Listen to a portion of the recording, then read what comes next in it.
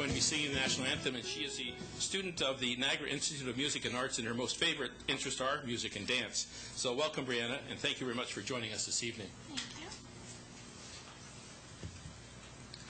Thank you. Oh, Canada, our home and native land, true patriot love in all thy sons command.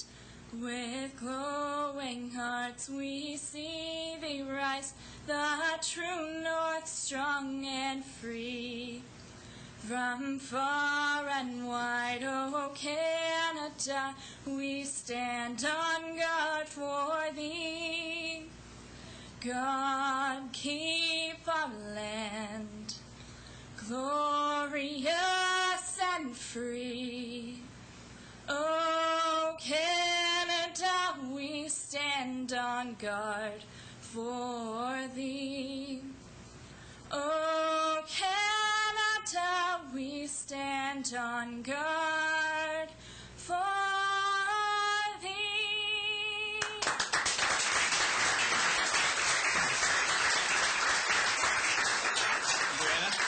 Brianna, thank you very much on behalf of the members of council and those present this evening for gracing us with your rendition of O Canada. Thank you very much. At this time, I'd like to call on Councillor Carey to lead us in prayer, please. Your Worship, would you please join with me in reciting the Lord's Prayer? Our Father, who art in heaven, hallowed be thy name. Thy kingdom come, thy will be done, on earth as it is in heaven. Give us this day our daily bread, and forgive us our trespasses, as we forgive those who trespass against us. And lead us not to temptation, but deliver us from evil. For thine is the kingdom, the power, and the glory, forever and ever. Amen.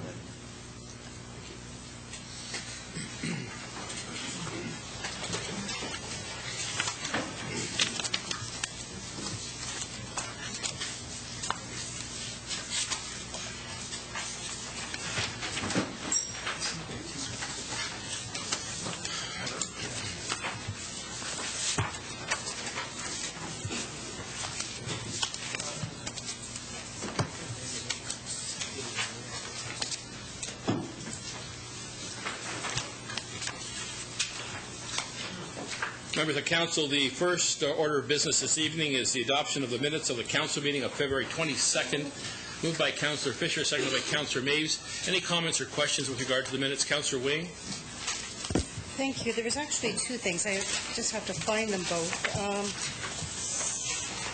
The first one was at the bottom of page 3. It was regarding the extension of Highway 420. When I remember amending the motion or making the motion or something to put that in, but I think it sort of ended at examine the need for the extension of Highway 420. I don't recall saying the words that are recorded after that in here. I think it was just see whether it's necessary to extend Highway 420, period. Okay.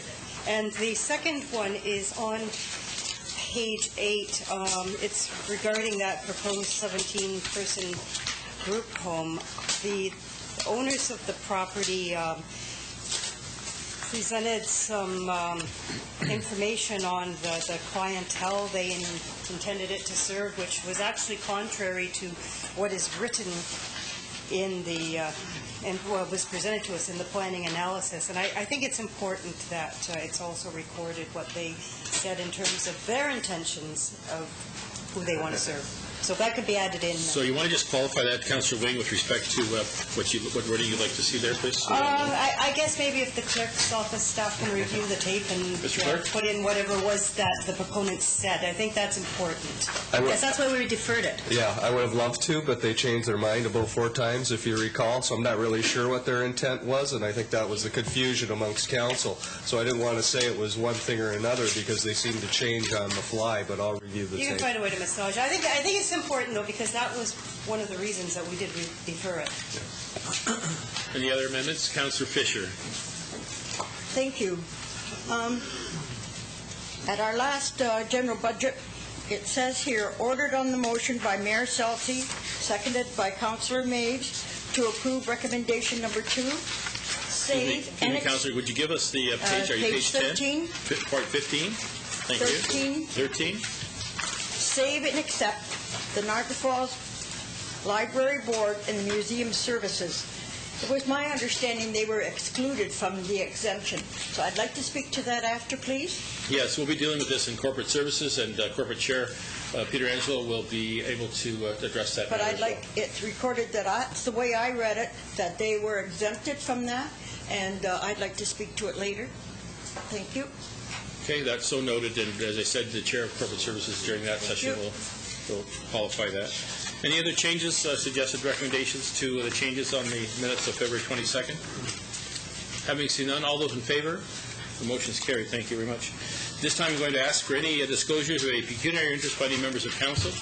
Councillor Wayne? Thank you. Under the budget matters, anything pertaining to the museum's portion of the budget. So noted. Anyone else? Okay, that's been noted. Thank you very much. We'll move on to deputations, and this evening, members of council, it's my pleasure to introduce a fellow regional councillor, Mr. Brian Beatty, who's here with us this evening to address council regarding the Stop Family Violence, It's Everybody's Business initiative and Bill 168. So welcome, Brian, and thank you for being here with us this evening in Niagara Falls. Thank you much, Mr. Mayor, members of council, members of staff, and the public. Some 5 years ago, April of 2005, there's a group of 200 people in Niagara were invited to a forum. St. Catharines was co-hosted by the Niagara Regional Police and Women's Place, and it brought to our attention the significant nature of family violence. And in particular, they had a very strong expert from the University of Western Ontario, and also at that point in time, the Mayor of Charlottetown, Prince Edward Island, who on her own accord had initiated a significant community effort to bring the public a higher level of awareness and action with response to family violence.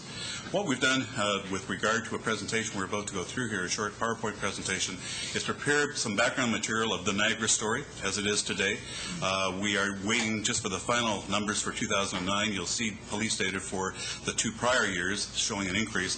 2009 we're told will be even higher than that because of the circumstances that we've been going through. So we can have about 4 or so minutes of your time with regard to the PowerPoint presentation. It sometimes has sound, sometimes doesn't, but if there's silence, I think it's a pretty good contrast to some of this startling realities that you'll see on the screen during the presentation.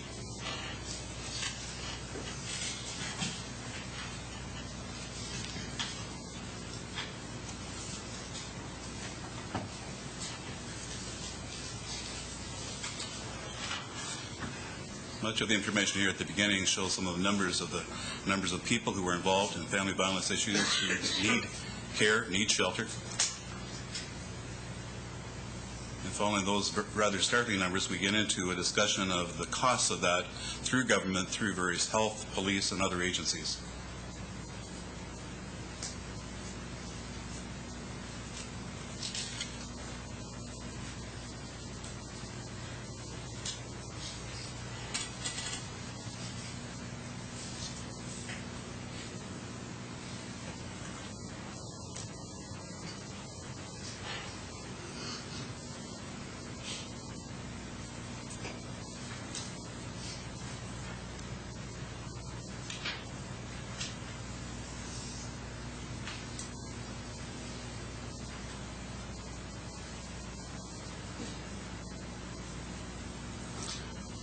Numbers that are coming up are for the Social Services Department. I happen to be the co-chair of Public Health and Social Services. To put it in context, $5.5 million is the amount that we put aside in terms of a fund in case we have bad times for social assistance. So the magnitude of the costs of family violence matches that particular number. Rather staggering. $71 million in total is our estimate. This is a fairly short PowerPoint presentation. We have one that's longer and would, at the invitation of your staff, come back with our staff representative to go through in terms of training individuals in more detail about the significant nature of family violence, in particular as it impacts your workers in the workplace.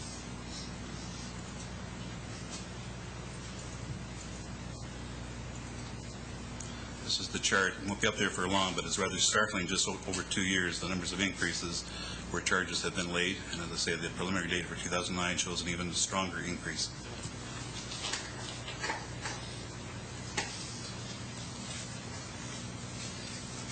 Materials we put together talk about the nature of family violence, the very many faceted nature of that particular phenomenon in terms of our society, and it goes on in terms of, in particular, looking at what employers should be concerned about with regard to employees in the workplace.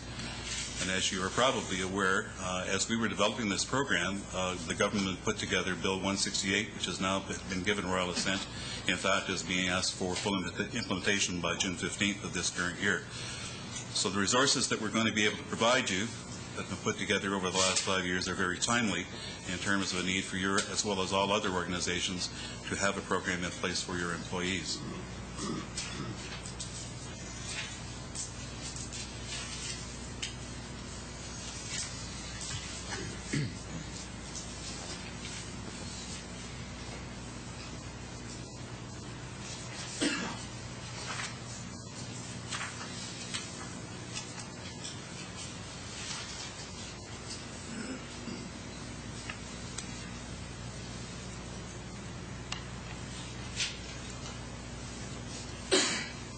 I should mention that the various resources we pulled together include a very significant toolkit of information that was obtained in partnership with the province of New Brunswick, and we've actually asked for permission, we're given permission to make that available to all members of society here in Niagara, and we've changed their New Brunswick data to mirror what actually happens here in Ontario and in Niagara. If it's a case of saving the best to last, Mr. Mayor, you are the last of the 12 municipalities that I've been seeing for the last couple of months. Regional Council has heard a presentation and, in fact, has acted upon that and has put together basically a human resource task force to look at the way in which we can, in fact, look for the gaps, analyze the policies that exist, look for the things that are necessary for Bill 168. And we'll be able to have that available not only for the region of Niagara, but also for the 12 municipalities. We recognize that all municipalities don't necessarily have the full HR complement, and we think that this will be complementary to any activity that's already underway with regard to the organization. I should mention that on 2 occasions, prior to the passage of Bill 168, our group went forward to the Committee on Social Justice, made a presentation, and also the Minister of Labour, in fact, did grace us with his presence at Jillian's place in St. Catharines. He asked a question which was very provocative. Looking at the police data, he said, those numbers are staggering, but are they the full story? In other words, for every call you get, are there other calls you believe that you don't get? And the number from the Niagara Regional Police is rather staggering. The rest of it is that for every call that police get with regard to a domestic violence issue, there are probably 25 calls that should have been made prior to that call to the police. So the issue is very staggering in terms of a quantitative figure. It's staggering in terms of the dollars that are there, and we basically are very supportive, clearly, of Bill 168, and would like to work with your organization in terms of implementing that for this June. Thank you, Mr. Mayor, members of Council. Thank you very much, Brian. And members of Council, are there any questions of Councillor Beatty with respect to this presentation? Brian, we do appreciate you taking time to come and especially to visit Niagara Falls along with the other 11 municipalities. We appreciate your effort with regard to spreading the word and hoping to find some answers to the abuse that we see and making things better for those who are in that unfortunate situation of having domestic violence affect their lives. So thank you for taking the time again, and we appreciate your efforts. Thank you, Mr. Mayor. And I've left at your desk and the desk of councillors and staff a brochure, and if you should seek further information, Susan Speck is working out of a women's place here in Niagara Falls. Great. Thank you very much, Brian. We appreciate it. At this time, members of Council, I'm going to ask for a motion to adopt the presentation of Councillor Beatty, moved by Councillor Diodati, seconded by Councillor Peter Angelo. Any further discussion? Having seen none, all those in favor? The motion is carried. Thank you very much. The next deputation is from Haley Bateman, who is a development manager for Women's Place of South Niagara, and she's going to address Council on a new fundraising initiative being launched by that organization. So welcome, Haley. Thank you. I couldn't have picked a better segue. Thank you. So your Your Worship, Mayor Salsi, and Honourable Council, thank you for the opportunity to speak with you about our work to end violence against women in the community. I'm here today representing Women's Place of South Niagara, the 46 employees, our more than 300 volunteers, our dedicated board of directors, and the thousands of women and children we serve each year. For the past year, we have devoted a great deal of time speaking with individuals and local businesses about how we can work together, ensuring sustainability and success for both our shelter and their businesses in these difficult times. Through these conversations, we have developed an event that will raise awareness, generate funds, and most importantly, bring the community together for this worthy cause. With their support, I'm here to announce our newest fundraising event, Cut It Out Salons in support of Women's Place of South Niagara. Salons from all over South Niagara will open their doors on Sunday, October 3rd, 2010, from noon to 4, offering their services at a discounted rate. 100% of the proceeds earned from this day will be donated to Women's Place of South Niagara to assist us with our daily operating costs. These businesses will give their time, resources, earnings to improve the lives of other residents in Niagara in what has been a very difficult few years for them. I hope City Council will assist us in making this one of the largest and most successful community events Niagara has taken part in by attending a formal reception at Casa Mia Restaurante in Niagara Falls, who graciously offered to host this evening, where local businesses will pledge their support.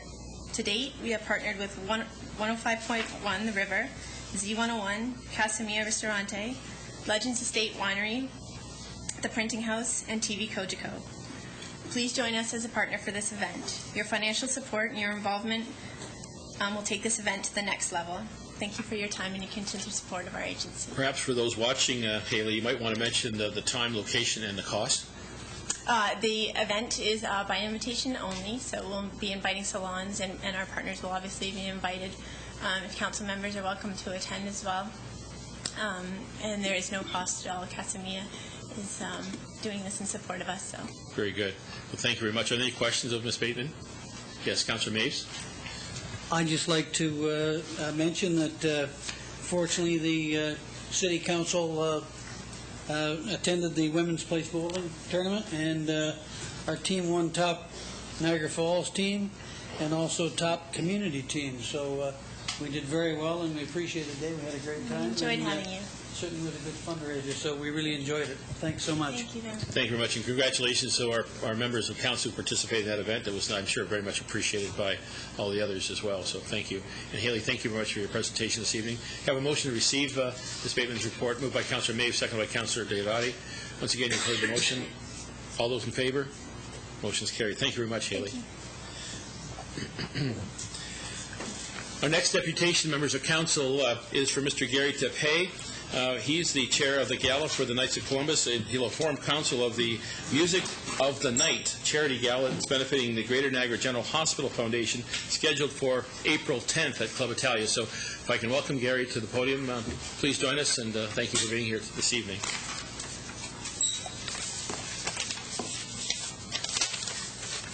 Thank you, Mayor Salsi, and members of the council.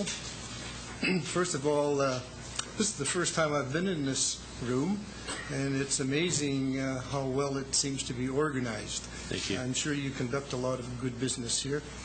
My presentation tonight will hopefully be one of the more enjoyable things you'll listen to tonight. First of all, let me introduce myself again. My name is Gary Tapay. I'm a retired civil engineer of some 40-odd years in engineering. I've been a resident of Niagara Falls since 1975, so I've been here. Music of the Night, that's the fundraiser that I'm chairing for the Greater Niagara General Hospital Foundation. And we spell night with a K because I am a member of the Knights of Columbus of Niagara Falls. And just as a bit of background, Hennepin Council 1652 of the Knights of Columbus will be 100 years old in June of 2012. So we've been around. And it's now my pleasure to bring this Music of the Night fundraising gala to Niagara Falls. I had run a similar sort of event up in Toronto, but I think Niagara Falls is ready for something of that order. Music of the Night is going to be held on April the 10th at Club Italia. Tickets are $75 per person, a table of 8 for $500. And I do have brochures that I will leave for all the council members to have a look at. And I'm really here as a personal plea to the councillors and your worship to attend this event and bring all the people that you know to this fundraising event.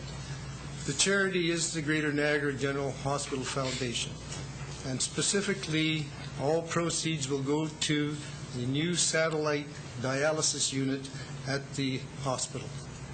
Now, this is a major undertaking. This whole project cost something like, I have to read my notes here, sorry about that, my memory's not all that great, $6.6 million for the new building, housing a 15-station dialysis unit. And we're responsible for about $2.5 million of that project. Now, I hope all of you know that provincial governments and the federal governments do not sponsor, they're not responsible for the purchase of equipment or the repair of equipment for hospitals. That is the responsibility of the community. That was a real shocker to me, because I thought, 50% of the federal government is on health. I mean, they have to pay for everything. But that's not true. It's up to the community at large.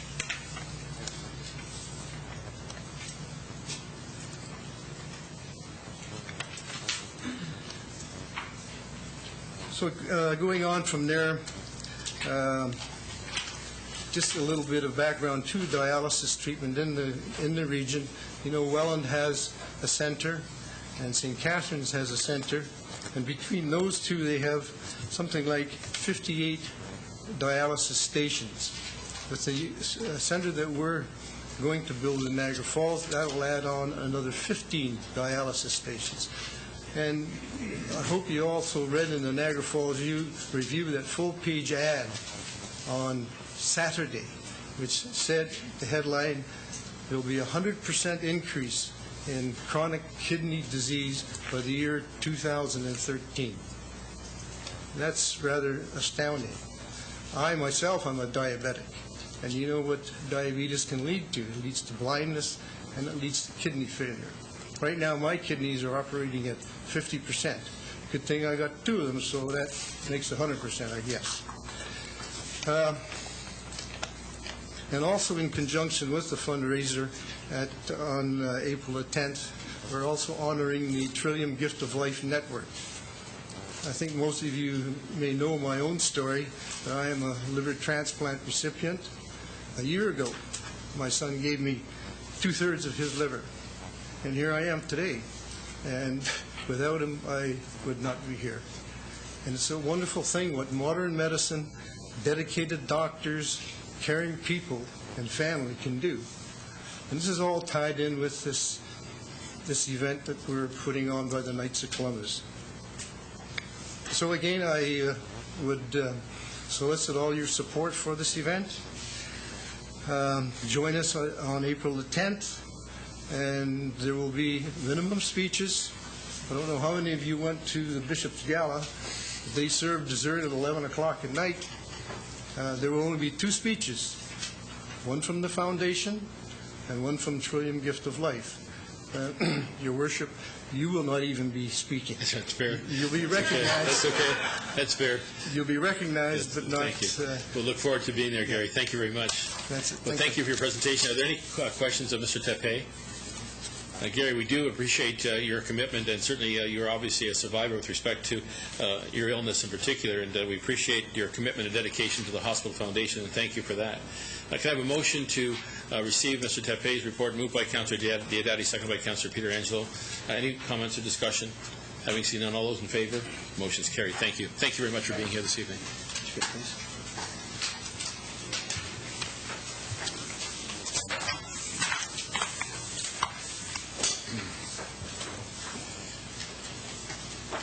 Mr. Clerk, would you introduce the next item on the agenda, please?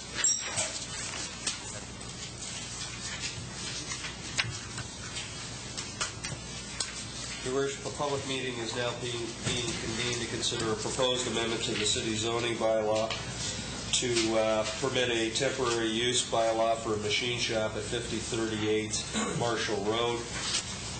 Notice was given by first-class mail in accordance with the Planning Act on... Bear with me for a second here. On Friday, February 5th, 2010, and by posting a sign on the property in question. Anyone who wants notice of the passage of the zoning bylaw amendment to participate in any site plan process, if applicable, or preserve their opportunity to appeal to the Ontario Municipal Board shall leave their name on the sign-in sheets outside the council chamber. Thank you very much. At this time, I'm going to ask the Director of Planning to explain the purpose and the reason for the proposed bylaw amendment. Mr. Hurlovich. Thank you, Your Worship. This is an extension to an existing machine shop operation. It's on the left-hand side of the photograph. The applicants live on the property. The property is located at the southwest corner of Marshall Road and Ort Road, just before the Queen Elizabeth Way. Property is approximately 47 acres in size. To the north is a farm. There are mixed wooded areas in the vicinity, as well as residential properties. The property itself is, in addition to the machine shop, is farmed and partially wooded. The site plan presented here shows the location of the house and the shop on the right-hand side of the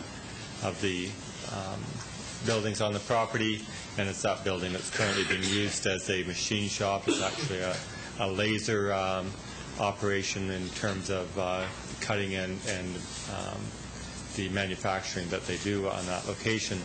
The applicants are requesting a machine shop be permitted on a 3-year temporary basis. It is an extension to an existing approval which they've already had on the property. We had a neighborhood meeting on February the 1st. No members of the public attended. But I do bring to council's attention that the region cannot support another 3-year temporary use. They're suggesting 1 year in order to allow the applicants to relocate. The region recognizes that the property is good general agriculture. Their intention of both the region and province to protect good agricultural lands. They don't believe that the machine shop actually falls within the uses of the agricultural designation. The city's official plan also designates the lands good general agriculture. The official plan does allow temporary uses subject to a number of conditions. In reviewing those conditions, staff found that it does actually meet those requirements. That is, that it's limited in duration. We feel that extending the temporary use bylaw for a further 3 years rather than 1 year, as the region suggests, will allow the owners sufficient time to explore opportunities to relocate, especially given these tough economic times. But we do recommend that no further extensions be given after that. This extension is given to this particular facility. The machine shop is an accessory building rather than new construction. It's only a small part of the operations that occur on that property, and under its current conditions, it does not appear to be disruptive. There's no impact on municipal infrastructure. So as I said, it meets all of the conditions outlined in our official plan. We are encouraging the applicants to reevaluate their options, and if they wish to continue there in the future, that they may wish to bring forward both a city and regional policy plan amendment. The zoning of the property is rural. The property also has some conservation open space zoning on it. The rural zone doesn't permit the machine shop, and therefore this temporary use bylaw would allow that. It would be restricted to the existing floor area of the building. Therefore, staff have found that the proposal does comply with the official plan. It has no adverse effects, and 3 years should provide sufficient time to relocate that machine shop to an industrial area. Staff is therefore recommending that the council approve the zoning amendment application for the 335 square meter machine shop on the land for a period not exceeding 3 years. Those are the highlights. Thank you very much, Mr. Hurlovich. And once again, the members of the public are advised that failure to make an oral written submission at this public meeting will result in the Ontario Municipal Board dismissing any referral that it receives. Failure to sign the sign-in sheets will result in staff rejecting an appeal as per Section 34, subsection 19 of the Planning Act. At this time, Council will hear from anyone who wishes to speak to the proposed bylaw amendment other than the applicant. Is there anyone other than the applicant who wishes to speak to the proposed zoning bylaw amendment? For the third time, is there anyone other than the applicant who wishes to speak to the proposed zoning bylaw amendment? Having seen none, then Council will now hear from the applicant or his or her representative. Would you like to come forward, please? Thank you. For the record, would you be kind enough to identify yourselves and your address, please? Mr. Mayor, Mike Stoll. And Joan Stoll. And your address is, of course? 5038 Marshall Road. Great. Welcome. Is there anything you'd like to present to Council with respect to the application? It may have already been said, but is there anything you'd like to present further? I think everything was pretty well covered. Basically, okay. Because all right. Thank you. Are there any questions of Mr. and Mrs. Stoll by the members of Council? No? Okay, well, thank you very much. We appreciate that. At this point, then, the public meeting with respect to the to these proposed zoning bylaw amendment is now concluded. I have a motion actually by Councillor Pietrangelo and seconded by Councillor Diodati. And any further discussion to that? Having seen none, all those in favor? Motion's carried. Thank you very much. This time, I'm going to ask for an adjournment of our regular council meeting. I'm going to ask the Chair of Corporate Services to come forward and to conduct the Corporate Services meeting as well. Councillor Pietrangelo.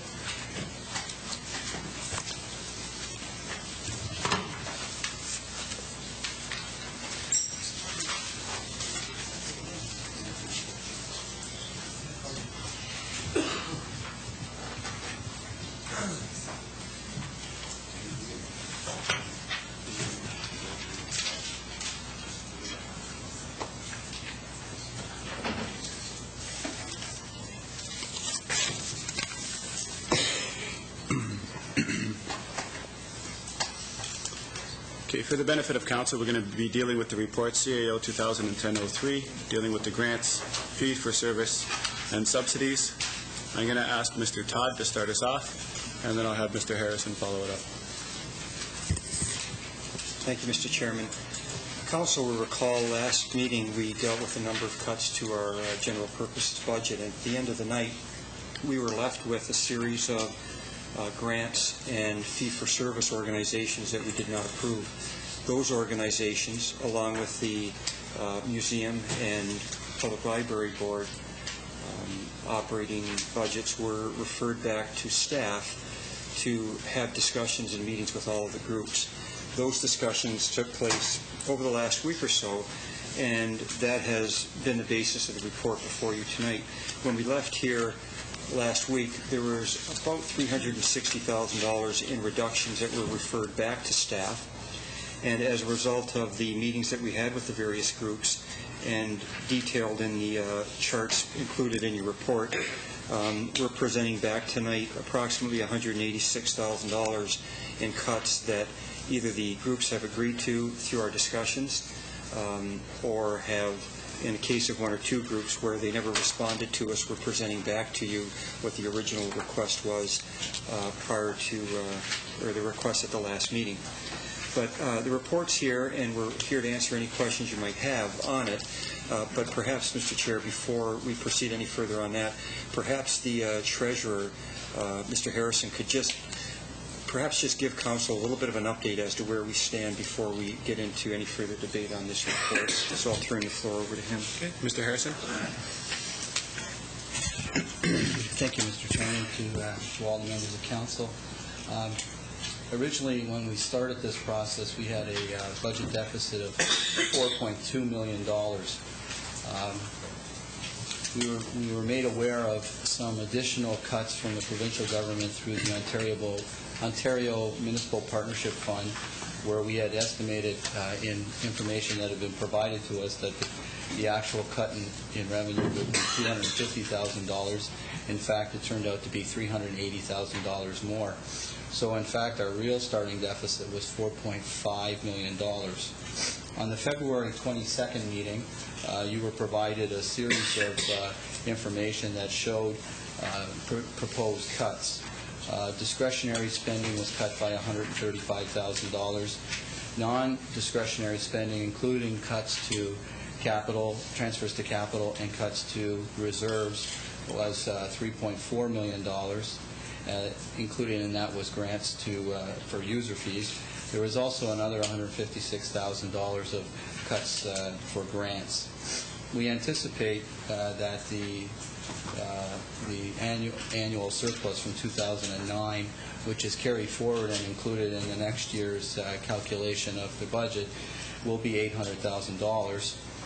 So that totals $4.4 million, leaving at the end of the February 22nd meeting a deficit of $90,000.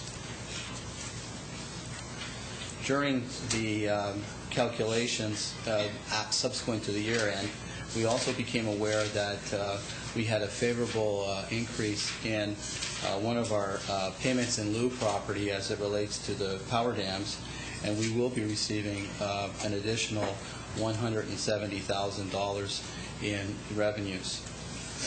So that puts us, before we deal with any cuts, at a surplus of $79,000 before we start. However, in our discussions that we had with the various groups, we were unable to make the full $366,000 in cuts. It actually is $179,000 shortfall. So at the present time, we are at approximately $100,000 of a deficit. So we're at, before we start the discussion on the grants and the user fee reductions, it is important to realize that there are no other revenue streams, that we have opportunity at this point to balance the budget, which is approximately $100,000, or if we were to add anything back to the budget, it would require either the use of reserves, increase in the tax levy, or further cuts to capital. So certainly we can talk about the report at this time. Okay, thanks. Councilor Diodati. Thank you, Mr. Chair. First off, I was hoping that, I noticed we've got some library people in the audience, and I was hoping I could address that, and I had a couple of questions on that, and I was speaking with the chairman of the board recently, too, and I just want to get some clarification, if I could, through you, Mr. Chair, possibly to either Ms. Seymour or Mr. Dix, whoever wants to take the question, but I read our staff report regarding the $120,000 suggested reduction in the money that we give to the library, and I noticed here under item, do they have the same report, or do they not have this copy of this? I'm not sure. Okay, well then I won't reference the page and whatnot, but $50,000 transfer to capital, $10,000 to reserve as a couple of the ideas of chipping away at the 120, and then $60,000 in labor and benefit costs if there was a reduction in hours. So my question through you, Mr. Chair, is, well, my first question is is a reduction in hours part of something that you were looking to do or planning to do, or is it more a reaction to the situation that we've delivered? So maybe I can just first get that answered, Mr. Chair, and then I would make a suggestion. Mr. Dix, welcome. Mr. Chair, members of council, through you, sir, to Jimmy. It's a reaction. We were asked in the fall to bring in a zero budget, which we did. Subsequently, we understood there were to be further reductions. So at the last library board meeting, we went over where we might realize some of the savings that would be required. And the hours, the changing of the hours to save money was one of the plans. Now, what hours would be cut and where will be a subject of the next board meeting, and we will make the decision then if we still have to go through with it. But it was not planned to reduce. We already cut $100,000 from the book budget to stay at zero. As I told you last time, 87% of our budget is salaries, wages, benefits. So we don't have a lot of room to maneuver. So by cutting hours, we cut staff, we cut service, and that's where we would get the $60,000. Exactly what hours, that will depend on the library board at the next meeting. Okay. Thank you very much. Thank you very much. Then I would make a suggestion through you, Mr. Chair, or I would make a motion for an amendment to the current report that we have right now before staff, that we at least, in terms of the transfers to capital and reserve, we've suspended our own transfers to our own reserves as well. So in that regard, and you've got healthy reserves, which is a good thing, because you want to be on solid footing, and certainly you don't want to punish somebody because they've been good with their money. So my suggestion, or the motion that I would make, Mr. Chair, is that the $60,000 that was going to be taken out in labor and benefit costs be amended back into this report. And again, this is, I know this doesn't approve anything, we still have to approve the report, but at least put that back into the report. So I would make that motion, Mr. Chair. Okay, this is an amendment to the report, motion by Councilor Diodati, seconded by Councilor Iononi. Councilor Fisher, did you want to speak to the motion? Yes, thank you very much. I do sit on the board. I have for about 10 years. And at the last budget meeting, it was my understanding, or my misunderstanding, but I believe that the library was going to be exempted from exemptions. And when I read this, and then, of course, Carm called me on the weekend to change my mind. It said, order on the motion by Mayor Selty, seconded by Councillor Maves, to approve recommendation 2, save and accept the Niagara Falls Library Board and the museum services. So I again thought we were not going to be hit with this. And I want to say this to you. The library is a life in this city. It is as much of Project Share and all the other things that are saving our city. We are a life to the people. We have unemployment. We have all kinds of things. Our library now is going overboard to accommodate all the people that are needing it. The children. The board has discussed also, and it's a discussion only, that if we get cut and we do not have enough money, our Stamford Centre Library lease will be up this year. And there is a possibility we will close that library. So it's not just cutting hours, and it's not cutting wages. It's cutting a whole service. So I think it's important that we look at this library funding and keep it going, because it is our life. It is the life of this city. So I'm fully supporting the library get their money. Okay. Thank you. Councillor Ioannoni, Mayor Selty, please. Thank you, Mr. Chair. Mr. Dix lobbied all of us this weekend, and thankfully so. We also had an opportunity to speak to Nancy Ait. We heard Nancy Ait's fantastic presentation to us here earlier. The idea of closing library hours is unacceptable, particularly when, if I understand correctly, Mr. Dix can correct me where I'm wrong, you've got 11 to 12,000 people using the library a week. So, okay, so we have roughly 45,000 people a month using our libraries. Where are you going to cut? You're going to cut either first thing in the morning or last thing at night. If my understanding was correct, we were looking at not only Stamford but the community center library in closing an hour early and opening an hour later and closing an hour earlier. And anybody who goes to the community center library every day, because we do 4 nights a week at the Y and close out the kids programs at 8 o'clock at that library, you're being asked to leave at 4 minutes to 8. And there are a healthy number of people still in that library. I can't see us even substantiating any cut to service. I'm thrilled to see Councillor Diodati made the motion. I would have no problem even amending his motion to increase the book budget, because if you've asked the right questions, they'll tell you they even lease some books. So it's not just purchase, they lease books for people to use. So I think we've done a huge disservice having them come in with a cut to their book budget also. I think that at some point we're putting ourselves into a corner with the rest of the budget, which will be a discussion later. But I'm really glad to see that this on the floor. I hope it passes. And I'd hate to see Councillor Fisher's comments in regards to closing Stamford will be the front page of tomorrow's paper, so that we have the North End calling all of us. If I understand correctly, the motion before them tonight will not at all touch Stamford, the operating hours or the closure of Stamford, and I think that's something we all worried about this weekend. Okay, Mayor Selty. Well, thank you very much, Mr. Chairman. I appreciate the opportunity to support the motion of Councillor Diodati.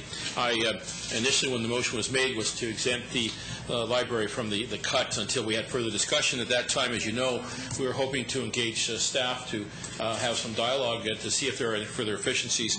On speaking with Chairman Dix, he outlined very quickly, very promptly, that any further reductions would result, in fact, of closing a branch, and I don't think that was anybody's intention on council. I hadn't heard that around this table at all, so I appreciate the fine work that the library board does and the work that, as volunteers, are committed.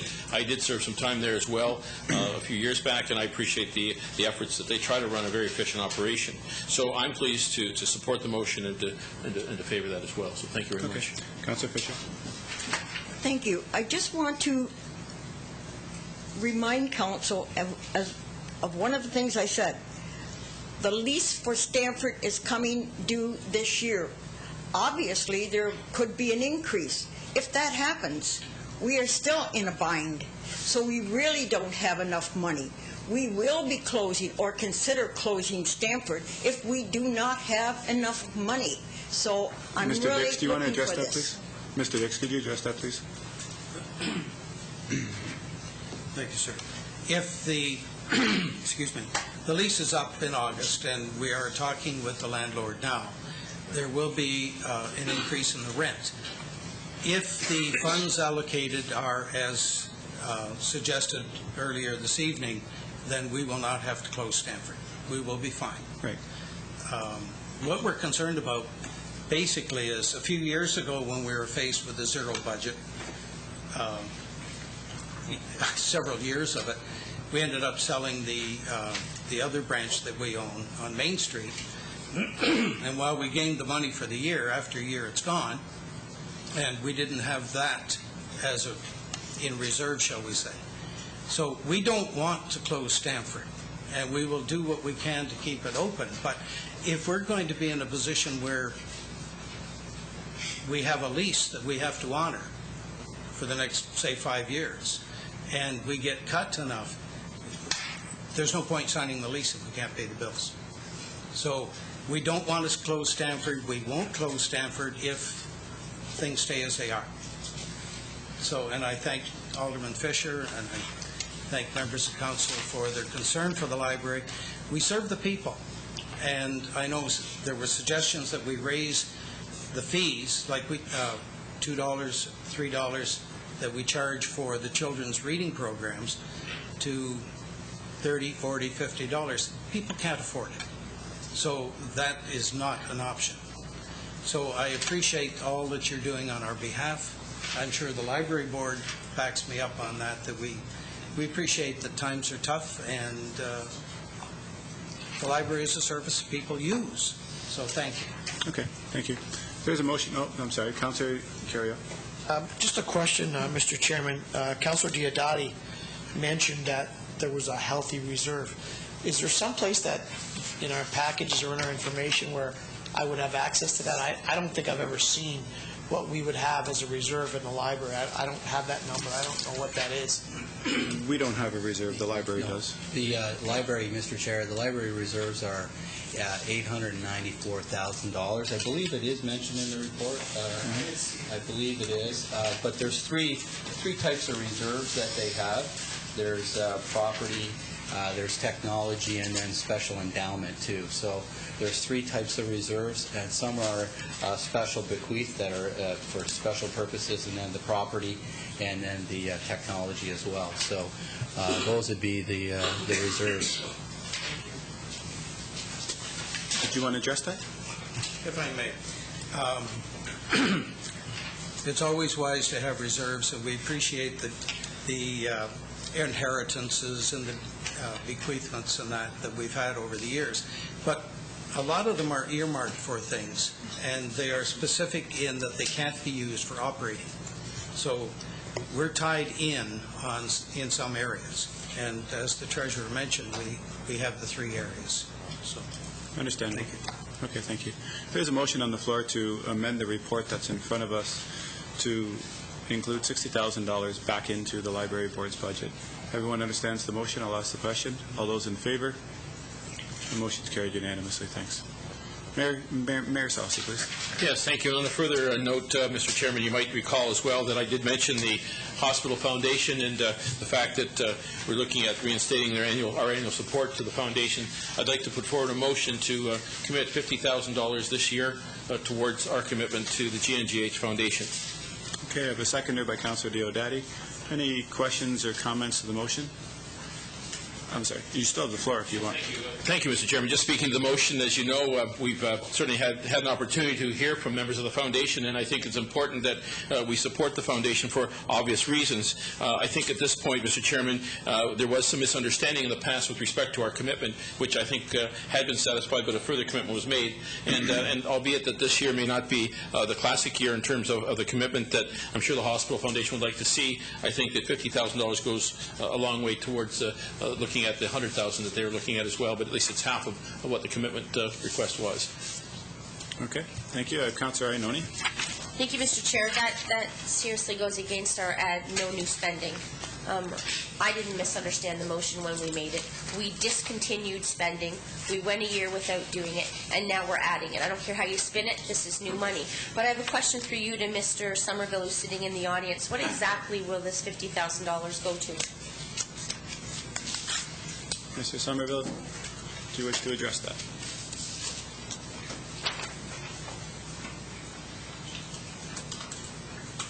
Thank you, Mr. Chair, members of council. The money that we will be, or the use that we will put this money to is to buy equipment for the Niagara Falls site. We have commitments on hand now. As I explained on January 25th, we took on a commitment of $480,000 for new anesthetic machines for the operating rooms at the GNG site. We have received gifts of $350,000 towards that cost. We also took on a multi-year lease-to-own commitment for new endoscopy equipment for the GNG site. That was $331,000 that we're paying off as a foundation over the next 4 years. There are $6.4 million worth of equipment needs at the Greater Niagara General site. Our commitment to you is, if council approves this, the money will be used for equipment at this hospital site. Okay. Councilor Anani. Thank you, Mr. Chair. And the reason I raised that is because I had put forth to council that I thought there was a separate alternative, and that was that we could make a donation to the GNGH Surgical Services Unit in care of the NHS. And I say that because it is an option. Mr. Somerville wrote us a letter the last council meeting where he explained, should we do that, in fact, it would be, the property would be the ownership of the doctors, and the letter was quite asinine, to be quite frank.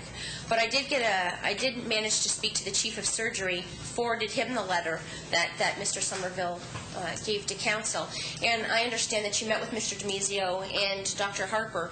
And in fact, this council can donate to the Surgical Services Unit in care of GNGH, or in care of the NHS, which would ensure that that endoscopy equipment, which you've already purchased, which is already sitting in GNGH right now and being used. All the big hospitals got theirs, if the explanation to me was correct. But we can gear that money to make sure that it stays in Niagara Falls. And quite frankly, are we politicking money? Because it would seem to me that if our commitment is to get equipment into GNGH and stay there, it shouldn't matter whether it goes through your foundation or it goes through the Surgical Services Unit. Isn't the point to have the equipment there so the residents of Niagara Falls can use it? All I wanted was a guarantee that it stays there. If you want to give the money directly to the Niagara Health System, and they are directed by you, if you want to give it to the Niagara Health System, I'm being very specific, and you direct them to use it for equipment, that's a discussion you need to have with them. I have not met with Dr. Harper. His concerns were relayed to me. We have an invitation that our board chair is preparing to invite Dr. Harper to a next board meeting. It's up to him whether he chooses to attend that. But my understanding is that, and please correct me where I'm wrong, should this council purchase a piece of equipment or donate $50,000 to the Surgical Services Unit in care of GNGH, that Surgical Services Unit will use that money to purchase equipment in our operating rooms and for the endoscopy room. Let me be very clear. That's a decision that the Niagara Health System needs to make, not a department within the Niagara Health System. But there's many donations, Mr. Somerville, that go to the Surgical Services Your earlier Unit. comment was giving it, and my letter refers to giving it to a doctor, not to a department, not to the NHS. And that was not my comment, by the way. If you go back and Well, watch you just made the comment a few minutes ago, but I won't debate this with you here tonight. Well, you sent a letter, and I'm... Yes, I did. Thank you. Yep. Can you let the respond to the question, please? I don't think it's fair that councillors debating at this point. I'd like to hear the answer, please. The letter that I wrote on February 4th addressed to the mayor. The mayor contacted me and asked if I would mind circulating that to other members of council. I did not have a problem with that. That letter was specifically referencing buying equipment for a doctor to bring into the site. It did not reference buying it for a department, for the NHS, or for the foundation. It was very specific about purchasing equipment for, or giving the money to a doctor to purchase equipment, and the limitations on a doctor bringing equipment onto NHS property. Okay. Thank you. Do I have the floor now? You do. Thank you. If you remember correctly, I said to council that evening, I think there's an alternative. The mayor asked me to specify my alternative, and I said, no, I will not. I need to get the information and bring it back to council so that the information I give this council is correct. I went back and watched it. So I'm very clear on what I said. There are a number of fundraisers that stream money to the Surgical Services Unit in care of the NHS. There's a portion of Mr. Somerville's letter to us that says that no doctor will be allowed to purchase a piece of equipment that does not get approved by the NHS, when in fact, donations to the Surgical Services Unit actually has to purchase the equipment from the NHS after the NHS has purchased the equipment that's approved. I asked for time to bring back proper information. Mr. Somerville can respond anytime he wants to a comment made here, but I didn't give you any specifics around this council chamber. Since then, I understand we can do it. My concern is I don't want to spend Niagara Falls taxpayers' money on a piece of equipment that may end up in the new St. Catherine's Hospital. I have a problem with that. I believe the residents are going to end up paying some portion of that new St. Catherine's Hospital anyway, and it won't be their choice.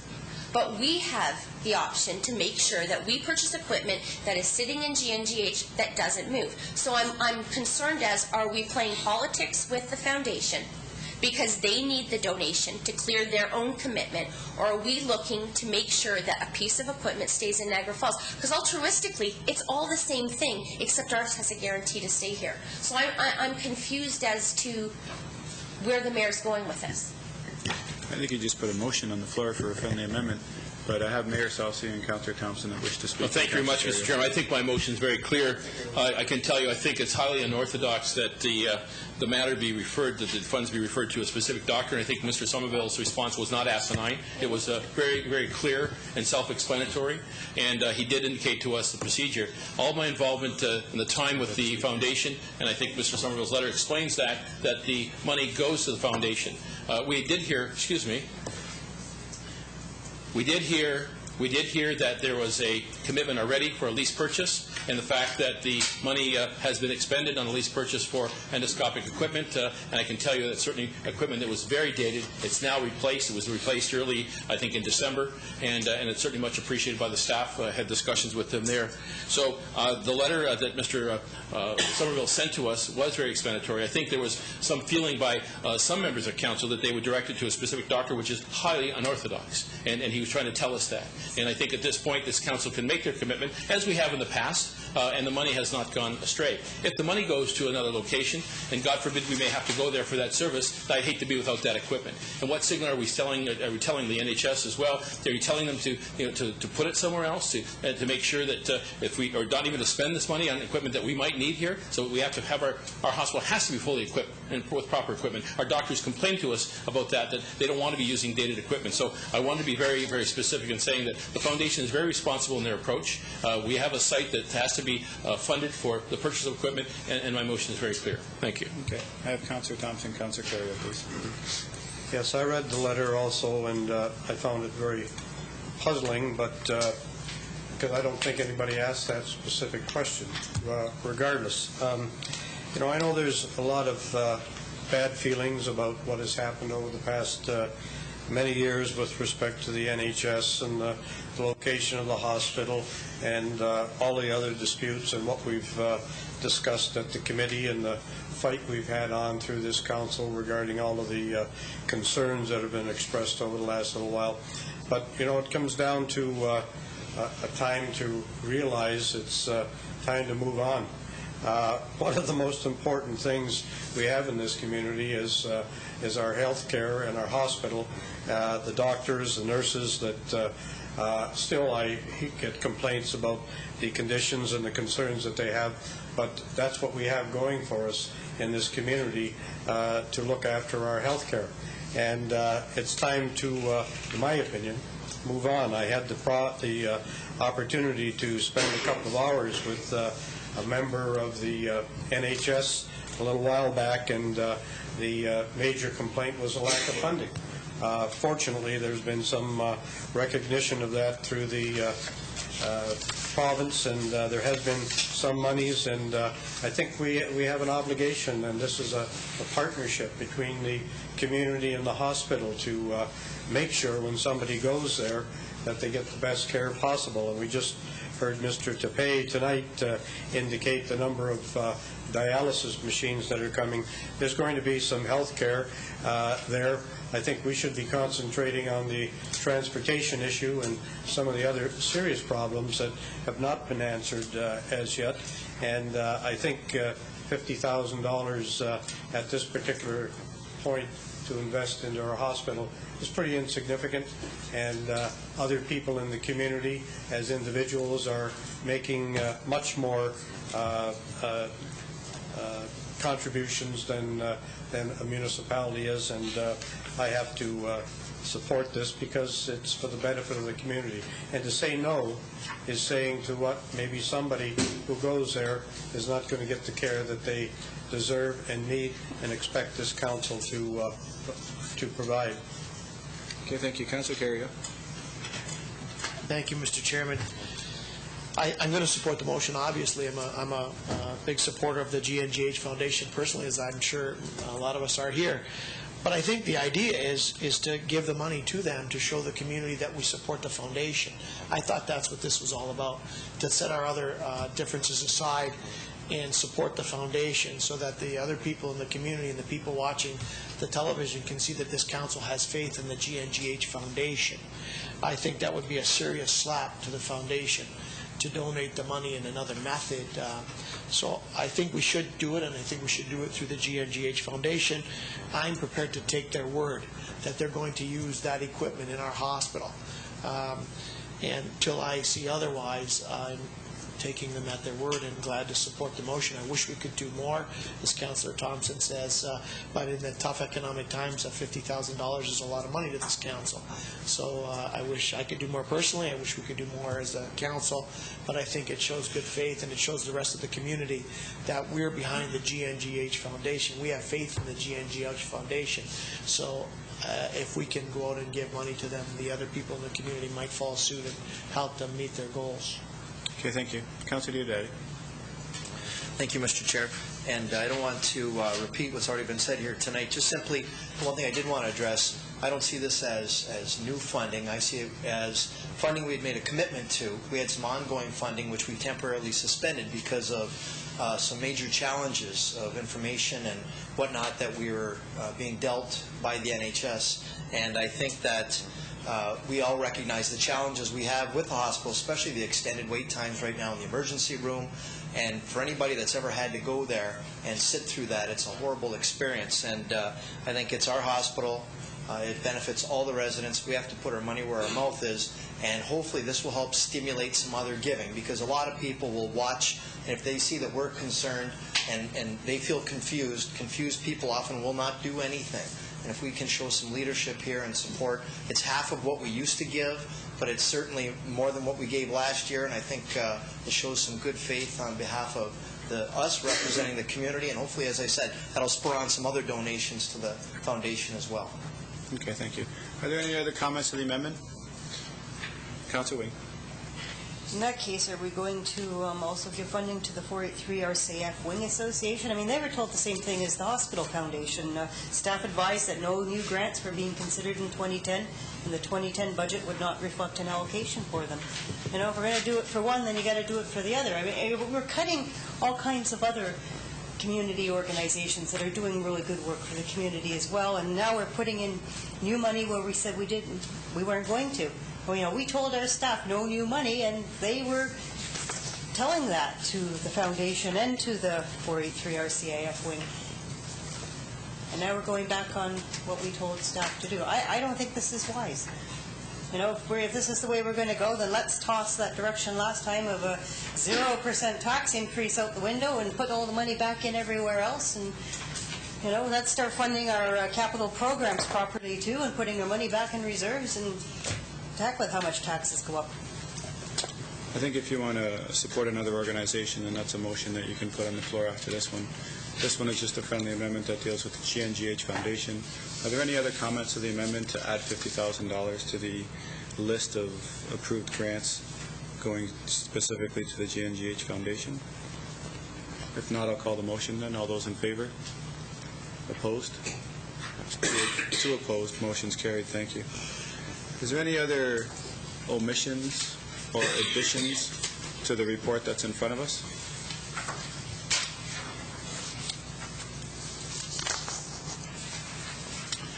If not, then Mr. Harrison had an interesting point where he said that council, before we started to deal with this report, was running about $100,000 short. That would be our funding gap or our deficit right now, even after all the cuts that we've made. We've added a couple in. We've added $60,000 back in for the library, $50,000 for the GNGH Foundation. That brings us to a total of $210,000. And we need to tell Mr. Harrison, or council needs to tell staff how we want them to balance our books, since we're not able to run a deficit. So Mr. Harrison did give us some options. We can look at decreasing the operating budget. We can look at decreasing the capital and infrastructure budget. We can take money out of reserves, or we can raise taxes. And I would ask council to basically give specific direction to Mr. Harrison on how we want him to handle the deficit. Councillor Thompson. Through you to Mr. Harrison, if you're going to take it out of reserves, which is the most painless way, which area would you take it? Do you have any suggestions or ideas? There's the reserve that we speak of with regards to the property sale that we sold a couple of years ago, that the interest on that has brought the reserve up over, originally it was just under $6 million the properties was sold for. It's now sitting at $7.1 million. That would be the logical place that we would use some of the interest income that we've earned over the last couple of years to offset the any deficiency in the operating budget. Mayor Salsi. I think that's a good area to look at, Mr. Chairman. If Councillor Thompson looks at that area, we have appreciation over and above the capital that we recovered from the sale of that asset on Montrose Road with the interest in approximately a little over $1 million. So we're using the interest as revenue, and I think that would be appropriate. So I'd be pleased to make that motion that we take $210,000 from that account and cover the shortfall. Okay, I have a second by Councillor Thompson. Are there any questions or comments to the motion? Councillor Wing. Yes. In early 2006, we had a financial review by BMA come in, and I think probably the major highlight of that review was that they were very concerned about how badly our reserves were depleted at that point. Have our reserves increased substantially since then? Question, Mr. Harrison. No, the reserves have not substantially increased at all. Certainly, we have set aside some money for an assessment appeal that we have, which has increased it. But pretty well, most of the reserves have stayed and remained at the same level that we've had since 2006. As you recall, and believe in 2007 and 2008, 2009, we did put, I think it was 2008 and 2009, we did put an allocation for general reserve increases, but that was never saw the final budget. So part of the policy of the BMA report was to begin to put away more additional funds, which we have not. And so now we're looking at decreasing those reserves even further. That would be the motion on the floor. Any other comments to the motion? If not, then the motion on the floor. I'm sorry, Councillor Arnone. Are we just dealing with the grants now? We're not dealing with capital budget? Correct. Okay, thanks. Yes. Are there any other questions to the motion? If not, then the motion is to approve the report, and the report would cause us to, again, run into about a $210,000 funding gap or deficit situation, and the recommendation on the floor is to use existing reserves to fill that gap for this year. With no other questions, I'll call the motion. All those in favor? Opposed? 2 are opposed. Okay, moving on to the capital report.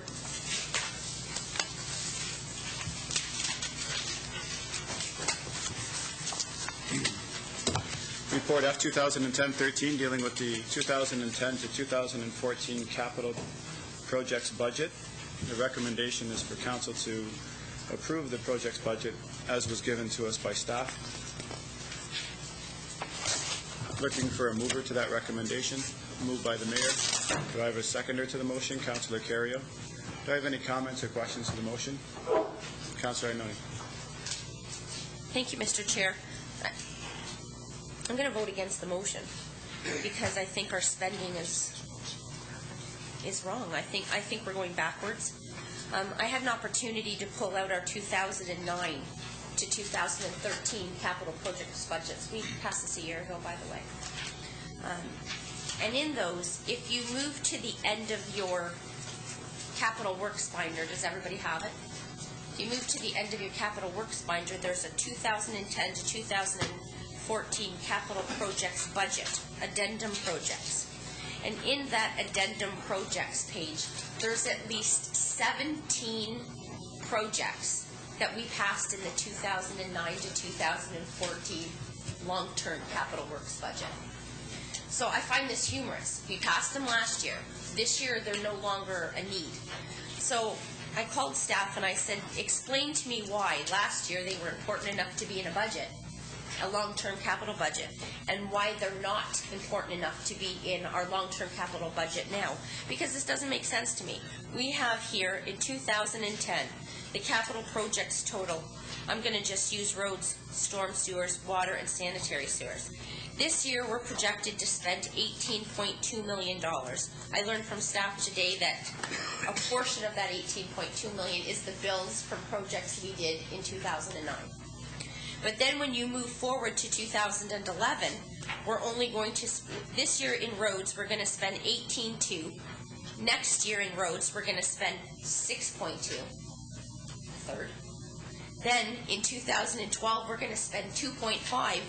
And then in 2013, $2 million.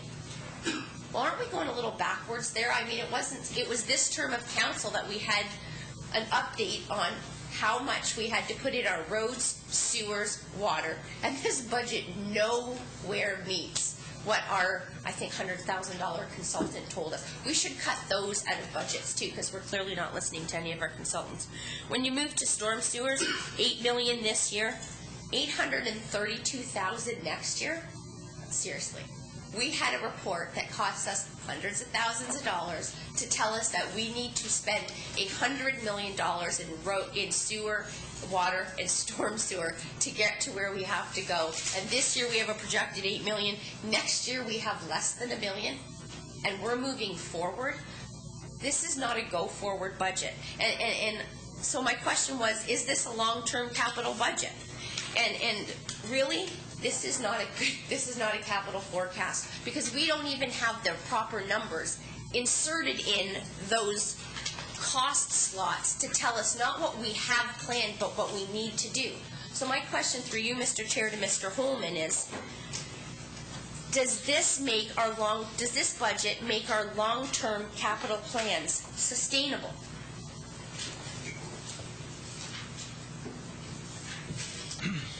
Mr. Chair, the Council has pointed out that the budget capital expenditures for 2010 really represent a quick fix for the short term. We haven't established priorities going out 5 years or 10 years for that matter, and that's something that really needs to be done in order to have the whole picture. We've been working within the guidelines that Council provided to get to a bottom line for this year.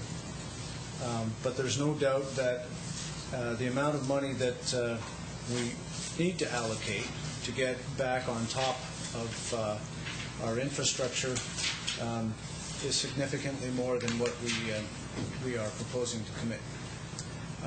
The unfortunate part right now is we can't share enough information that would tell us what the right number is.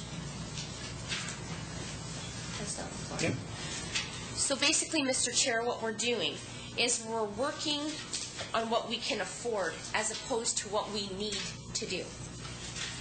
So we're not listening to BMA in regards to how we spend our reserves and how we save our money and how we spend our money. We're not listening to the infrastructure consultant who said you have to spend X amount of money to even keep your head above water. This budget tells us we're only treading water here. That's all we're doing. We're getting us through this year. Let's hope that the fall starts planting money trees, because we're sure as heck going to need them, because we can't count on federal money now. After the budget, front page where municipalities left out of federal budgets. We know that they're not cash rich. The province isn't any better than we are, and we see that from the monies that come down to us. We were very lucky this year for infrastructure projects, but those monies aren't guaranteed for next year. So what are we going to do? And as a political move, I will say, I filed to be here again next year. For those who hope to be here next year, we're going to have to deal with this budget. Not only us, but whoever sits around this table. And we haven't even given them enough to work with. So I'm asking you, Mr. Chair, who sat with staff to say this is the budget to bring forward. If we've got our... Thank you for the compliment, but I didn't sit with them for the capital budget. You sat with them for looking at bringing in 0%. I read the newspaper article, and that's what we were aiming for. As a matter of fact, for the operating budget. For the operating budget. Well, it was you who corrected me last week that operating goes to capital, transfers from operating to capital. We transfer money from the operating budget to the capital budget. Okay, yes, we so do. it's all, to me, it's just... It's not all That's the your same. budgeting. Well, it pretty much is, because it all comes from the same people. Yeah. But I'm asking you, how do we go forward, and how do we pay for the projects that staff is going to have to put into this budget, including the 17 items and the addendum in the last page that we've already approved last year? How are we going to go forward and pay for these things? Mayor Salsi. Well, Mr. Chairman, you know, a few years ago, I remember hearing a debate that we argued about the capital budget and how many years it was committing us to, and how we were condemning the process. We couldn't commit ourselves to 5 years hence, and we can't. And it was just at that time we all acknowledged that, for those who listened, that budget was, in fact, a potential forecast or a roadmap. Obviously, things changed drastically in the last year, within our country, within the world. And we know this is not forever. We've spent record amounts on infrastructure, and I'm very proud of that. And you can't have it both ways. You can't tell us in one case you want no taxes increased at all, and then you can't tell us you want record amounts maintained. Staff has been given the direction. Our CAO and the Director of Municipal Works came to us, gave us good advice, and said, here's where you can cut. Maybe $500,000 in fleet. There's money that, and in fact, it was explained to us that we have as many projects as we can handle right now. We don't have the staff to complete the projects, again, that were given to us this year. I talked to Mr. Holman about our Ferry Street project, and we haven't got the staff to do the work, to get that work completed for the time that we want to complete by this spring. So there's more on our plate that we can handle. We've taken good advantage of both federal and provincial infrastructure funding, so we're getting great value for money for the taxpayers, and we're leveraging our money. And you were one who brought some of those project forward, and I really appreciate that. And that was a good strategy to employ. So it doesn't go on forever. This recession is not forever. It is a short-term situation. The next council, whoever they may be, will decide what happens next year, and will decide what happens in the 5 years hence. So it's not forever. Things are not cast in stone. It's not definite and black and white, and we all know that. So why are we sitting here lamenting over the fact we spent record amounts, and I did the State of the City, record amounts in infrastructure, and I'm very proud. We serve the citizens well. We're not going to choke them on the fact that you can absorb so much, and in fact, we're doing good work. That'll come back to a point. We know we have, and we've heard Councillor Wing say in the past, if we don't spend it today, we spend twice as much tomorrow on roads. Yes, that's a valid point. Things are going up in cost, but you can only absorb so much unless you want to start increasing taxes, and you can't have it both ways. Sure. Thank you, Mr. Chair. I'm pretty clear that I didn't vote for the 0% at the last council meeting. So all that political BS he just drowned himself in was his vote, not mine. I thought I was pretty clear when I stood up here at the last meeting. I don't think we can go forward. Point of order. I don't think we need comments like political BS. I think that's uncalled for. And I wasn't making any personal assault against the other councillor who's making comments. I think we should respect each other. So I don't need that to hear that in this council chamber, Councillor. See the chair? Nope. Okay. So I don't understand how you can stand there and make those kind of comments and say to the residents, we are doing what's best for you and going forward. He talks about how I was sitting at his State of the City address. Actually, when you read the newspaper article, it started with, things are getting better. We're coming out of the recession. We can see the light ahead of us. Well, where? It's sure as heck not for the people the residents who are living on Baldwin and Beaver Dam and Boyers and Brown and Clark and First and Flynn and Forsyth and Kaler. I could keep going. Those people aren't seeing anything better because we're not doing the projects we told them in 2009 we would do. I'm not opposed to a minimal increase. I don't think, listening to our head of municipal works, that a short-term solution is the way for us to look. Because if we don't increase taxes now, we have to increase taxes later. And the reason I went back, and I even went back to our 2008 budget to see where we've changed, we have changed so much. Not even the short-term outlook is the same.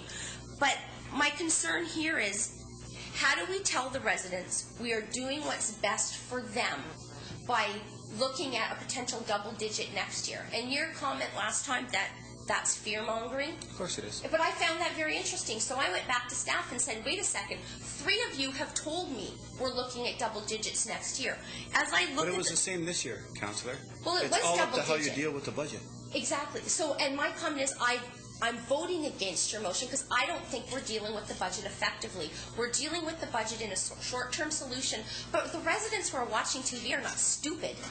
They understand at some point we have to hit them with an increase, whether it's now or whether it's next year or whether it's the year after. But every year, are you telling me, Mr. Chair, that our staff is wrong? Taxes are increasing this year. According to the assessment and the comments made here, some will get an increase, some will get a decrease, and some people won't change. It's not static across the board. The average is 4%. You want to increase taxes more than 4%? Mr. Chair, your head of finance told me that is for some households. Some will stay the same, some will see a decrease, and some will see an increase of an average of 4%.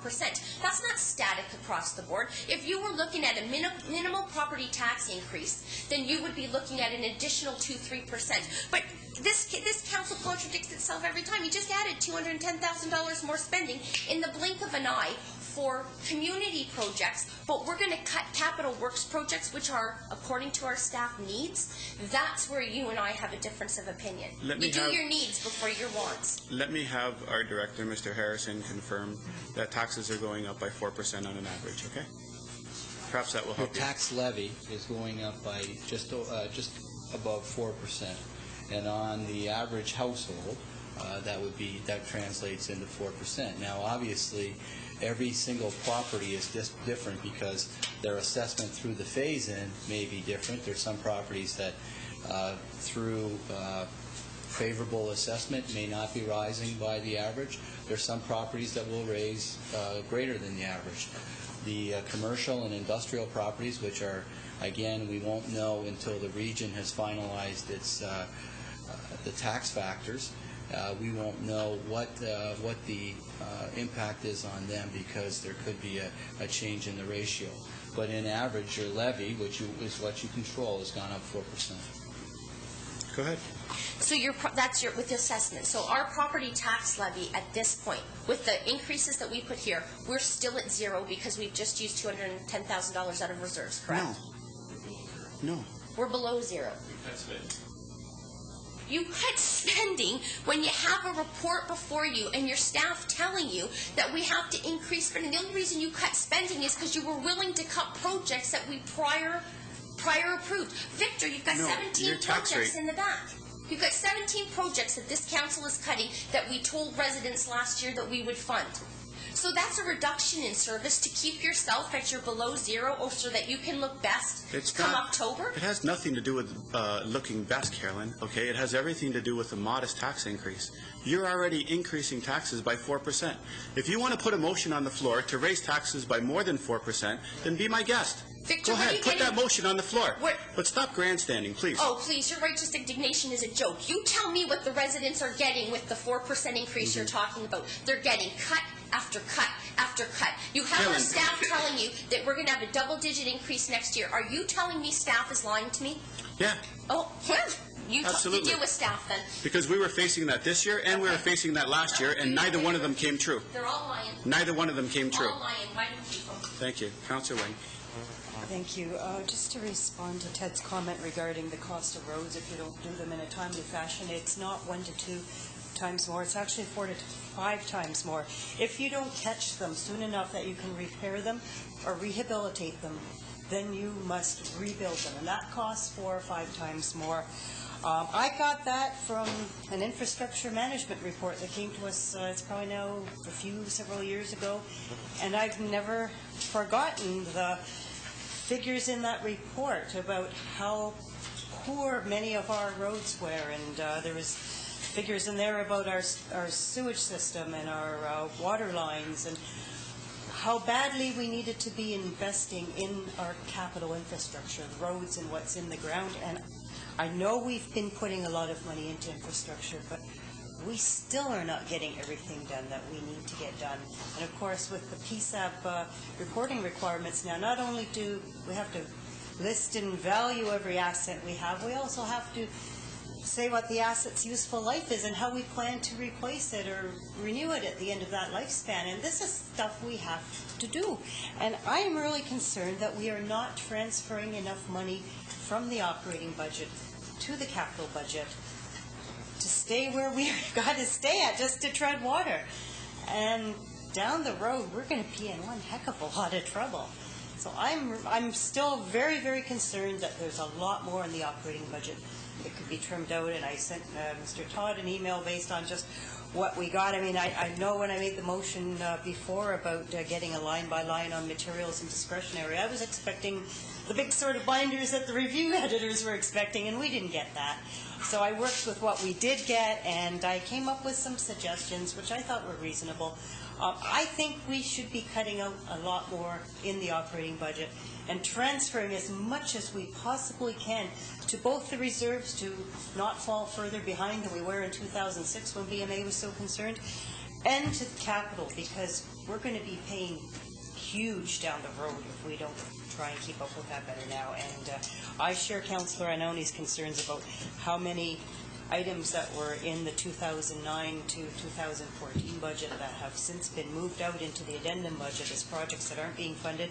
I already expressed a concern to Mr. Todd that the farmers market isn't even in here, and I know we have money set aside for that. There's an extra $200,000 in the fall that this council approved sending toward it. The Main and Ferry BIA gave up $200,000 in their CIP funding to make sure that project had money accruing towards it. It's not even showing up in the addendum section. So there's things that aren't even showing up in here that we're supposed to be doing. As far as I'm concerned, this is not a good capital budget. It is far less than what we should be doing. Okay, thank you. I have Councillor Thompson, Carrio, Mayor Salsi, but I also have Mr. Harrison that wants to make a comment, please. I think it's important to just to build on what Councillor Wing has said, Mr. Chairman. The PSAB regulations require that we do a full accounting of our capital assets, which is complete and will be a part of our financial statements that you'll be receiving sometime later in the year.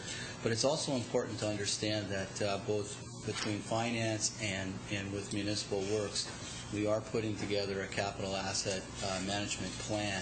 I think this is very important because, as the councillor has identified, we have a significant backlog of projects in the addendum that require future spending to do. And it's our challenge as staff to find and identify opportunities to fund these projects because, quite correctly, we will be faced with a number of them. The capital asset management plan will require that we prioritize amongst all divisions what spending priorities we need. Just to touch, though, I think it's important that we realize we are spending $106 million in this current fiscal year on capital works. That's a significant. How much was it? $106 million. That's in your summary, the front of your capital budget. That includes all of the capital projects across the board. We have a series of funding sources that run the gamut from reserves, the development charges, the proceeds from land sales, that are used to fund projects, the grants, including the convention center funding, as well as the funding for from RINC and from the stimulus plan of both the feds and the province. Going out into the outer years, 2014 particularly, because this will be subject to our asset management plan, projects have been put in the addendum because it's difficult for us to prioritize. One of the challenges that is facing us as an organization is that the money that comes from the tax-driven sources, meaning the roads and storm sewer at the present time, is difficult because those transfers to capital on those projects would require us to raise taxes in the future. But again, it will be subject to our future asset management plan. So thank you. I just wanted to raise that. Thanks, Councillor Thompson. Kerrio, Mayor Salsi. Yes, thank you. First of all, I think that all I want to do is provide some clarification with respect to this discussion. First of all, I hope nobody is going to suggest or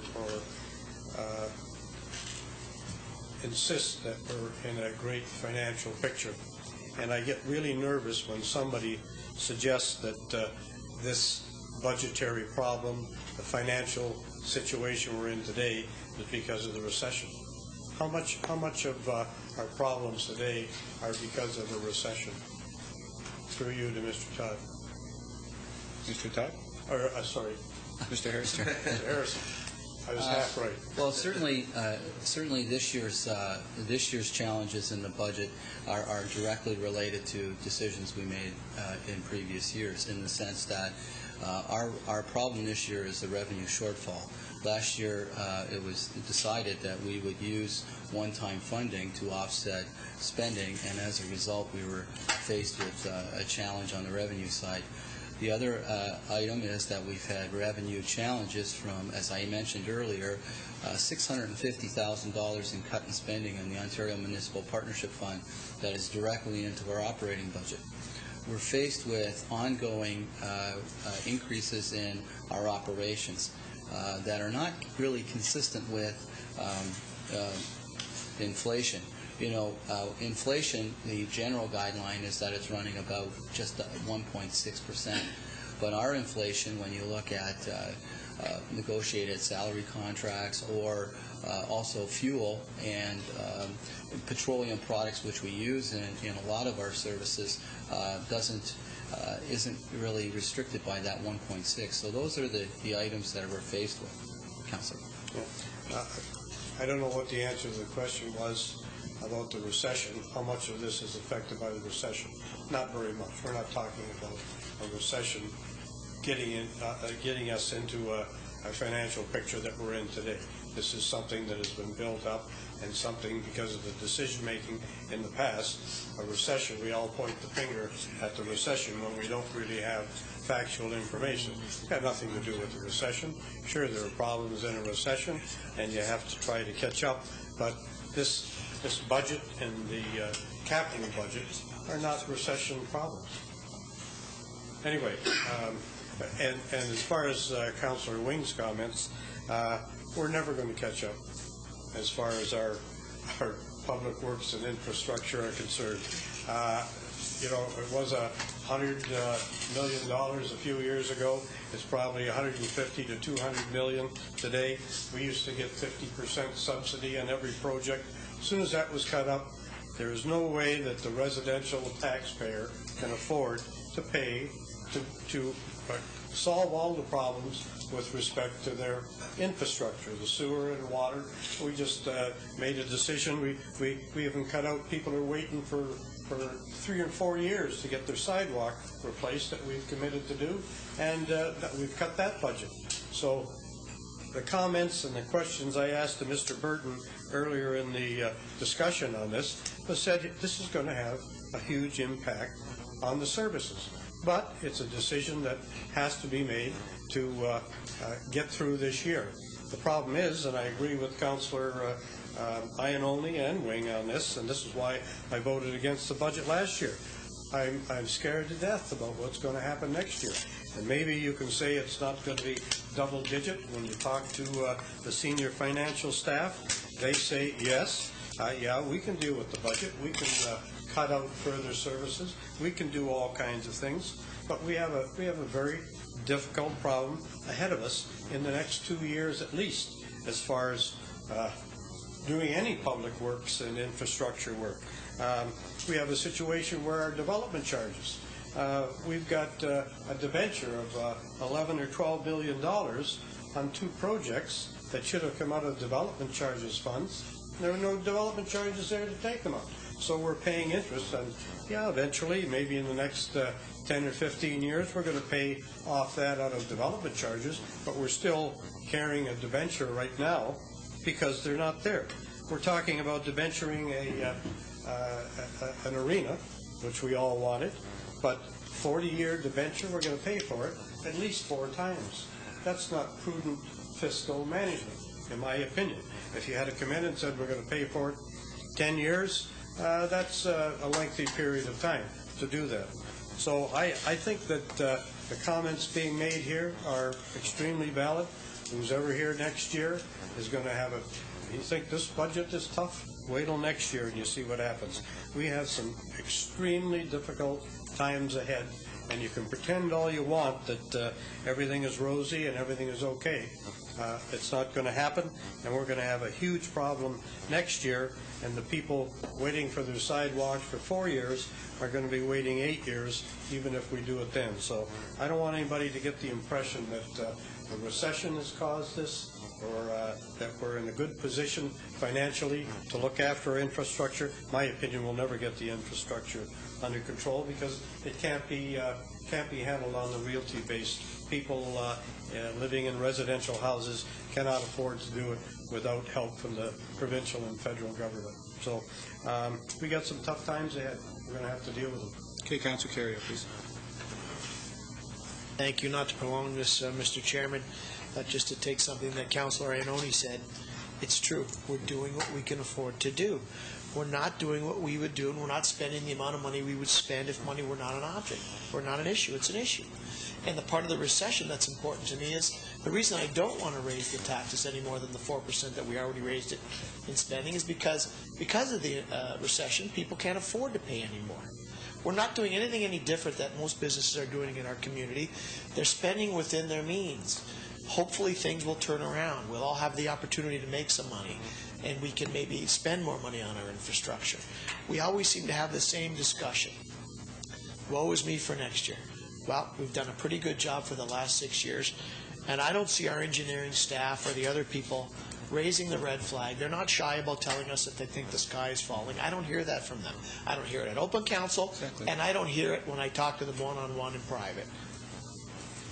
I don't either. And perhaps if I could ask Mr. Holman to address the effectiveness of our infrastructure spending, particularly over the last 5 years. I know the mayor keeps saying that, the city has spent record amounts of infrastructure, and I know that council now gets updates on when we have water main breaks, and those are just part of the ongoing information that council gets. But perhaps I can have Mr. Holman sort of address the effectiveness of our spending in infrastructure. Thank you, Mr. Chair. From a perspective of our water distribution system, we have reduced the number of emergency breaks that have occurred. I believe in 2008 we were out somewhere in the mid-80s. Last year down to 66. So far this year we have somewhere in the neighborhood of 30, which is about typical for this season, and expect that there will only be a moderate increase from this point on. So the investments that we have made, the increased investments we've made in our water distribution system and our sanitary sewer system have paid off for us. However, we can't really say that on the road side. I believe we have a report back in 2006 that said we should be spending somewhere in the neighborhood of $5 to $6 million. But that's really just a function of coordinating the underground infrastructure replacement with the work on the surface. Which is a mapping system that you're working on presently? Which is exactly where we want to go with a new report that looks at a 10-year capital needs assessment to determine where we're going to get the best value for our expenditures. We hear the criticism all the time about, oh, here they go again, they've dug up a brand new road to put a new water main or a new sewer in, or we've got basement flooding in this area and they've already paved. What we have to do is recognizing that we don't have access to unlimited funds, and we never will. We have to coordinate our capital projects more closely, and we have to do a better job of planning them so that we can fund them and deliver them in the same calendar year. And that's an exercise that's going to take a considerable amount of work, and I'd like to get it before this council later on this summer. Okay, thank you. I have Mayor Salsi and Councillor Inoue and Councillor Maves. Well, thank you very much, Mr. Chairman. I think Councillor Carrier hit the nail on the head. He gets it, and the fact is the recession is telling people that we understand very clearly that there are people out there who have no jobs, who have a challenge with affordability, and we're trying to respond to that. I'm pleased that Council has heard from Mr. Holman that we have actually spent $106 million. We have staff who have given us objective overviews in respect of how we can spend money. They're professional people. I think Council should be proud of that fact. I can talk to you about the debt in the future. I can talk to you about the pumping station necessity, the chicken and the egg with regard to what happens. And I can assure you, and I can't tell you how many times we come before this council to say that every single cent of interest on that debenture that we use to pay for infrastructure will be paid for through development charges. Every single cent will be recovered.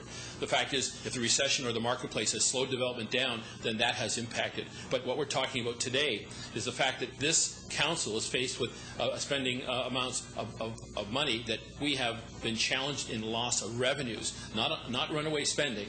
In fact, we've reduced our spending thanks to your leadership as well as chair by about $2 million, and we're pleased with that. So our spending has gone down. When we respond to the press, we can say we're spending $2 million less of the taxpayers' money. Our challenge has been, as you heard, a decline in revenues. Only half of the money we raise from taxes goes towards our operations. And yet we've spent record amounts in infrastructure. We've capitalized on every plan, every program we can get. We've worked very, very closely with both levels of government, both the federal and provincial governments, and we've been fortunate enough to get grant money. We've lobbied them, and we've been granted those dollars. We've got additional funds that other municipalities have not seen. We've had the benefit, and we're no different than the other 400-plus municipalities in Ontario. When I talk to my fellow mayors, I talk to fellow councillors, they're all telling us the same things. We'll never, ever, ever be caught up on infrastructure. To the people on Baldwin and those names that were mentioned earlier, those people have been put on a list in terms of a priority, and council has come, and staff has come to council, and it's been explained to us that this is a wish list that we hope to work towards in the future. They've come to identify to us through a rating system those that are most critical, and they present those to us in a priority needs basis, and we deal with those matters. So I can say that this council has been responsible. If I want to look at the past and what hasn't happened in the past, for 60 years, Mr. Chairman, no council prior has put reserves to replace an aging 60-year arena. So for 60 years, we could have put 2% away or whatever it was away. It was never done. And yet, now we're paying for it. The people demand services. They demand a recreation facility. We've got those facilities built, and I'm very proud to say we're delivering that. The community center, the new 4-pad arena. Not a cent was put away in the past to pay for reserves for replacement. Not one penny by any council. So I'm not casting a stone at any particular council in the past, but not one council in 60 years has put those dollars aside. So we're dealing with this the best we can. So you can't have everything. You can't have it both ways. And I think we're listening to our staff. We're getting good advice, and we're making the right decisions. Money has never been as affordable as it is today in the marketplace. And for those of us who have been in business, who've had to make budgets, who've had to make serious cuts in our operations when recessions came about, we understand that. And you can use something called leveraging. If you want to talk about the future and what's happening, if you want to finance something over the next 30 years, it becomes a user pay. And I have 70-year-old people say to me, you're not going to make me pay for that new 4-pad arena on the backs of my taxes this year or next year, are you? Because, no, we're not. This council, I'm sure, will make the decision to spread this out over a proper amortization where we can leverage the low cost of money today over the future. So those people in the future who are using those facilities will be paying for that facility. So I'm very proud, and at that time we'll have that appropriate debate. But I'm very proud of what we're doing and what we've done in the past. You can't have everything for everybody. We'll never solve the infrastructure problem in 1 year or in 2 years or in 3 years. We know that. It's going to be an ongoing challenge. We heard Mr. Holman say how we've made vast improvements in our infrastructure. And we have. And we spent record amounts doing so. So I think we're on the right course. We have a motion to deal with, Mr. Chairman, and I hope we can get on with it. Thank you very much. Thank you. I have Councillor Inoue, Councillor Maves. Council Maves. Just a couple of questions for Mr. Holman regarding, we have $106 million worth of projects on the go at present. That includes all the departments. Okay, fine. Not just municipal. No, my question is even if we wanted to do all these other projects that we would like to have done and everything, we don't have the staff anyway to handle all that, do we, at this present time? Or would we have to hire more people? Would we have to, if let's say we came with a windfall of money and all of a sudden we decided, yeah, we're going to do all those, would that mean we'd have to hire a whole pile of staff, or is it manageable? To the chair, one of the difficulties we had last year was that with the infrastructure stimulus fund and community adjustment fund projects, they were kind of parachuted in, which kind of set us back a little bit, and instead of being able to roll out the program that we had approved at the capital budget, we basically had to readjust our priorities. So as a result, now you're seeing some of the 2009 projects being rolled out, being tendered now, and going to construction.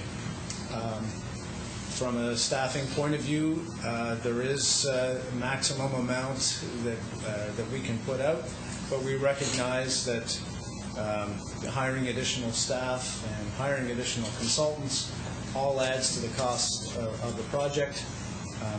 And again, I don't really know what the right size staff is going to be in order to,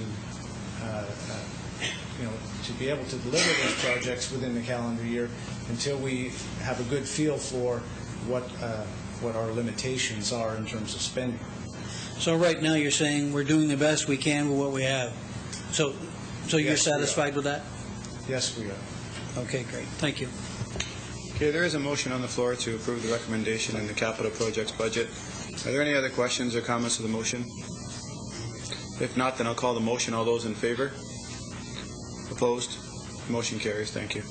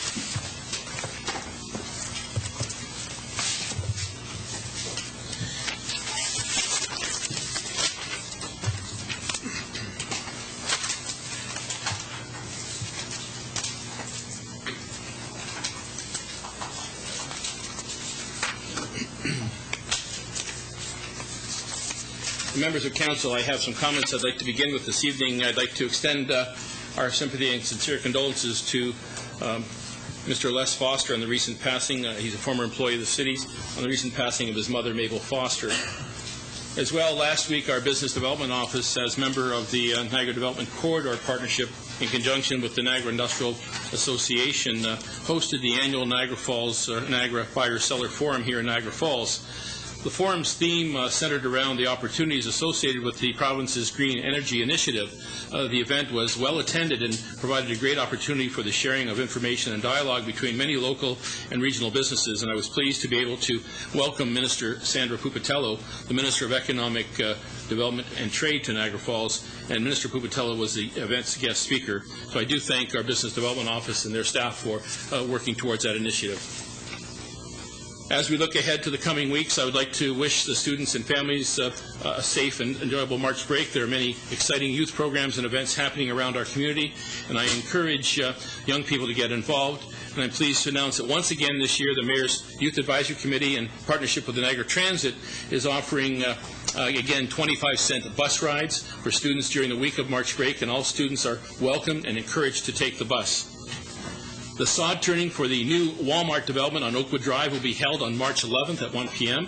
And the groundbreaking for the new Boys and Girls Club will be held on March 13th at 10 a.m. I hope that members of council can find their way clear in their schedules to attend those two events. And finally, the Great Wolf Lodge is looking for a few good raft riders. The Great Wolf Lodge lodges in North America are trying to enter the Guinness World Book of Records. On Friday, March 26th, all Great Wolf Lodges will attempt to set a world record for the longest distance traveled on water slides at multiple locations over a 24-hour period. The current record is 1,357 kilometers. And during the event, participants will be invited to contribute a donation of $1 per person per slide, which will be matched by the corporate offices of Great Wolf Resorts, up to $50,000. Proceeds from the Niagara Falls participants will be donated to Big Brothers Big Sisters, and the Great Wolf is looking for riders to join them anytime between 9 p.m. Saturday, March 26th, and 9 a.m. Sunday, March 27th. It's going all night. There will be lots of entertainment, music, games, food, and lots of wet and wild fun for everyone. Again, and as an appreciation of being part of this exciting event, all riders will receive a voucher for a great discount on an overnight stay to be used on a future night. In addition, all rider names will be entered into a draw to win a free night stay for a future night as well. So interested parties should contact our local Great Wolf Lodge to book their sliding time slot. We've included a number of different groups and agencies. We're inviting different groups to come together to participate in this event all evening. So it'll be a wet and wild evening on March 26th, 27th. Again, members of council may wish to participate, and possibly we can set up a team that would do a rotation through the evening as well. So that concludes my remarks for this evening. So thank you very much. Speedos are allowed. Under communications and comments from the city clerk, we have, are there any additional items, Mr. Clerk? Okay. So, members of council, the first one is the Fresh Air Fund requesting that March 20th, 2010 be proclaimed as Fresh Air Fund Day in the city of Niagara Falls for the council's consideration. Moved by Councillor Ioannoni, seconded by Councillor Pietrangelo. You've heard the question. All those in favor? Motion's carried. Thank you very much. City of Welland requesting that the local school board schedule a professional development day for October 25th, 2010 to better accommodate polling locations at schools on voting day. Moved by a recommendation for the approval of council. Moved by Councillor Thompson, seconded by Councillor Fisher. Any comments or question? Yes, Councillor Diodati. Yes, Your Worship. I think that we should get some feedback on that one from the school boards before we move forward. I did speak with the Director of Education with one of the boards, and they felt that this was, first of all, was not a good idea and it was inappropriate as they don't make the decision. It comes from the province. As well, this could jeopardize the, earlier last year, we had the problem with when school was back in regarding to Labor Day and requiring the students to work in the tourist industry. And this could throw off their scheduling if we were to bring this forward. So it was suggested that, and I also asked if there was any problems within the board at any of the voting or polling stations. They said absolutely not, nothing at all. And further to that, they said if it was a professional activity day, all the teachers still work, so parking would be the same challenge because they would be there anyways. It wouldn't alleviate that. So this Director of Education went on and gave several reasons why this is not a good thing, and this could, in the end, especially Niagara Falls, could end up screwing us up if they, we take a day then, and then we have to make up for it sometime closer to Labor Day. So I think we should perhaps forward this to the school boards and get their opinion before we move forward on it. Okay, I do have the clerk who wants to make some comment, but I'd like to acknowledge Councillor Pietrangelo first. Your Worship, anything involving the Catholic Board, I'll prepare comment. So noted. Thank you very much.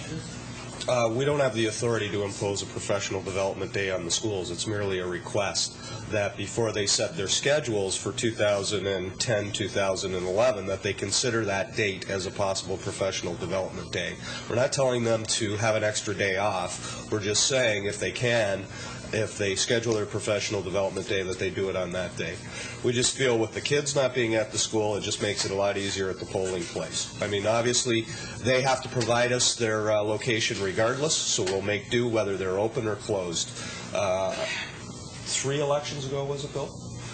In 2000, they actually did schedule a professional development day on voting day. Unfortunately, that was also when the teacher strike took place, so therefore we had to move all the polling stations away from schools because we didn't want people to be concerned about crossing the picket line. So this isn't something we can impose on the schools. It's merely a request. If it doesn't work for them, that's fine. We have no authority over them. Councilor Diodati? Yeah, I fully understand that.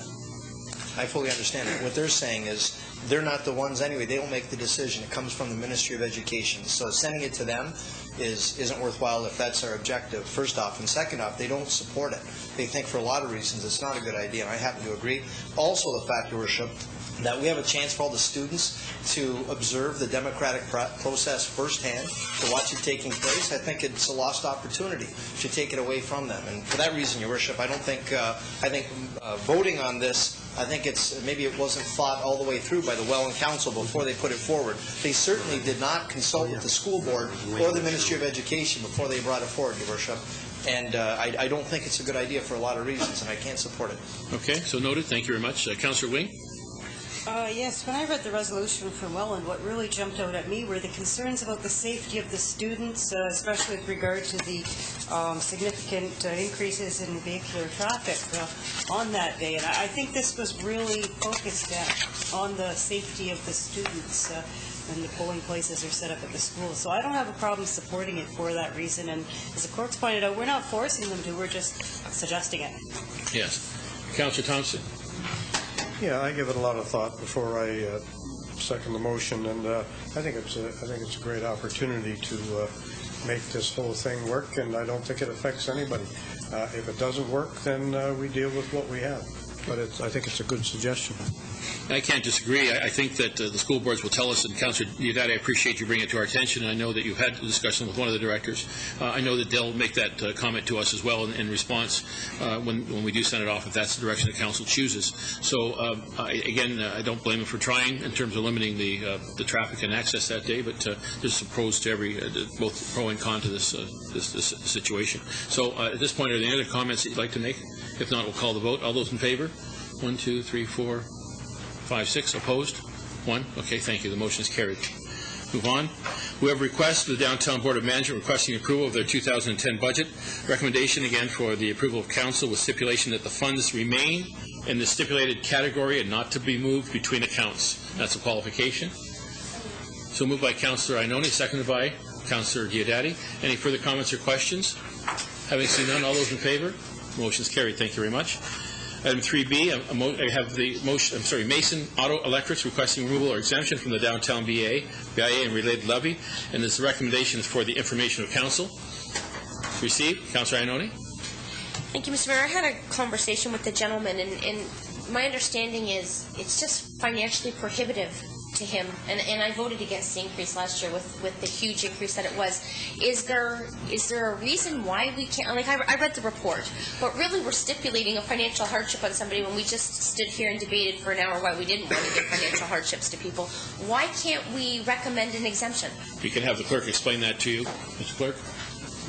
Well, you can't really, there's nothing under the Municipal Act that allows you to exempt. What the provisions allow are minimum and maximum charges, but it would be for the BIA to come back with those. That's why I'm suggesting that Mr. Mason bring his concerns to the BIA, and if the BIA wants to propose minimum and maximum charges, then they can. Probably won't happen, of course. But the fact of the matter is, Mr. Mason's been around for quite a long time. He would have also been around when the BIA, the most recent version of the BIA back in, I think, the mid-'90s, was circulated to all area businesses, and they could have appealed the inclusion into the BIA. Thank you. Okay. So we have the motion before us. Is there a mover and seconder? Sorry. Moved by Councillor Maves. Seconded by Councillor Carrier, that we adopt the report. Actually, we have done that, and that this is for the information of council to receive it. So all those in favor? Motion is carried. Thank you very much.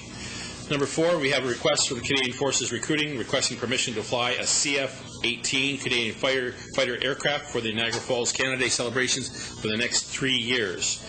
Moved by Councillor Ioannoni, seconded by Councillor Pietrangelo. Once again, you've heard the comment. Any questions? Having seen none, all those in favor? Thank you very much. Motion is carried. No additional items, correct? Correct. Okay. And move on to reports, ratification of Community Services Committee actions. I'm going to ask Chair Councillor Ioannoni to come forward, please. Thank you, Mr. Mayor. The ratification of the Community Services Committee in March 8th, 2010. Under 1, the following items be ratified from tonight's meeting of the Community Services Committee. A, that the minutes of February 22nd, 2010 meeting be approved as amended. Under 2, reports, PD 2010-20, commercial building and facade improvement grant application for 4687 Queen Street. 1, that the commercial building and facade improvement grant application for the 4687 Queen Street be approved, subject to the owner satisfying all the program requirements, including entering into an agreement with the city. And 2, that the mayor and the clerk be authorized to sign and execute the grant agreement. Under TS 21009 Queen Street at Ontario Street intersection control review. 1, that the existing traffic control at the intersection of Queen Street and Ontario Avenue is maintained, and 2, the further review of the intersection be investigated during the Queen Street streetscaping design phase. Under TS 21016 Ontario Avenue Limited Parking Zone, that a 10-minute Monday through Friday 7:30 a.m. to 9 a.m. and 4 p.m. to 6 p.m. parking zone be established on Ontario Avenue. Under TS 21019 Fallsview Boulevard north of Murray Street commercial loading zone, that a loading zone be established on the east side of Fallsview Boulevard from a point 15 meters north of Murray Street to a point 45 meters north of Murray Street between the hours of 6 a.m. and 9 a.m. daily. Under new business, that 2-hour free parking at on-street parking meters and on-street pay and display machines along Queen Street for the month of May and April, and I so move. March and April, I so move. Thank you. Moved by Councillor Ioannoni, seconded by Councillor Maves. Once again, you've heard the motion. Any comments or discussion? Having seen none, all those in favor? Motion is carried. Thank you. Move on to the consent agenda. Pleasure of council. Move the consent agenda by Councillor Ioannoni, seconded by Councillor Maves. Thank you very much. Once again, any questions or comments? Having seen none, all those in favor? Motion is carried. Thank you. Mr. Clerk, are there any additional bylaws or amendments of the bylaws listed for council's consideration this evening? Just the bylaw related to the acting clerk in my absence, just some wording change that we'll make, just removing my name and Bill's name and just putting our job titles in, just a minor administrative change. Okay, so noted. Once again, can I have a motion to introduce the bylaws? Bylaws given a first reading, moved by Councillor Peter Angel, seconded by Councillor Diodati. Council has heard the motion. Any questions or comments? Having seen none, all those in favor? Motion is carried. Thank you. Bylaws 2010-29 to 2010-36 read a first time. Thank you. Can I have a motion to give the bylaws a second and third reading? Moved by Councillor Peter Angel, seconded by Councillor Diodati. Once again, the council has heard the motion. Any further comments or questions? Having seen none, all those in favor? Motion is carried. Bylaws 2010-29 to 2010-36 read a second and third time and passed. Thank you. New business, Councillor Diodati. Thank you, Your Worship. I have 2 items for new business. First off, Saturday, March 27th, again, is going to be Earth Hour, Your Worship, and the city has traditionally participated. This year is the 3rd year for the International Earth Hour, where at Saturday, March 27th, where from 8:30 p.m. until 9:30 p.m., everyone in the city is asked, including businesses and residences, to turn off their lights, to turn down any unnecessary electricity. And I would make the motion, Your Worship, that we again participate, that staff help to coordinate it, and that it again be put on the website where residents and businesses can register their participation in the event. So I would make that motion, Your Worship. Moved by Councillor Diodati, seconded by Councillor Peter Angel, that we participate in Earth Day this year. All those in favor? Thank you very much. Motion is carried. Thank you, Your Worship. And secondly, Your Worship, as many of us may be aware, we've had some recent press in regard to the Niagara Parks Police. And we've been in discussions with them, and I think it's pretty apparent that this community feels very strongly about the service that they provide, and we're very supportive. And I would bring forward a motion, Your Worship, and I'll read the motion, that the Niagara Falls City Council support the members of the Niagara Parks Police Service and the motion by the Regional Municipality of Niagara to request the Ontario Civilian Commission, OCOPS, on police services to exercise their authority under the Police Services Act to approve the transition of the Niagara Parks Police to full police service status be received and supported and sent on as well, Your Worship, to the Honorable Rick Bartolucci, the Niagara Regional Police Services Board Chair, the Regional Municipality of Niagara Chair, as well as anywhere else that would be appropriate. We leave that to the clerk's discretion. Thank you very much. Seconder? Councillor Ioannoni. Yes, I appreciate that, Councillor. It's a good point, well made. I did have a chance to discuss with Chief Kane the concerns and their challenges. I had a meeting with him last week, and I know we were all contacted by the members locally, or a number of members locally, and I appreciate the concern. I think that it's a valid request, and the support should be given.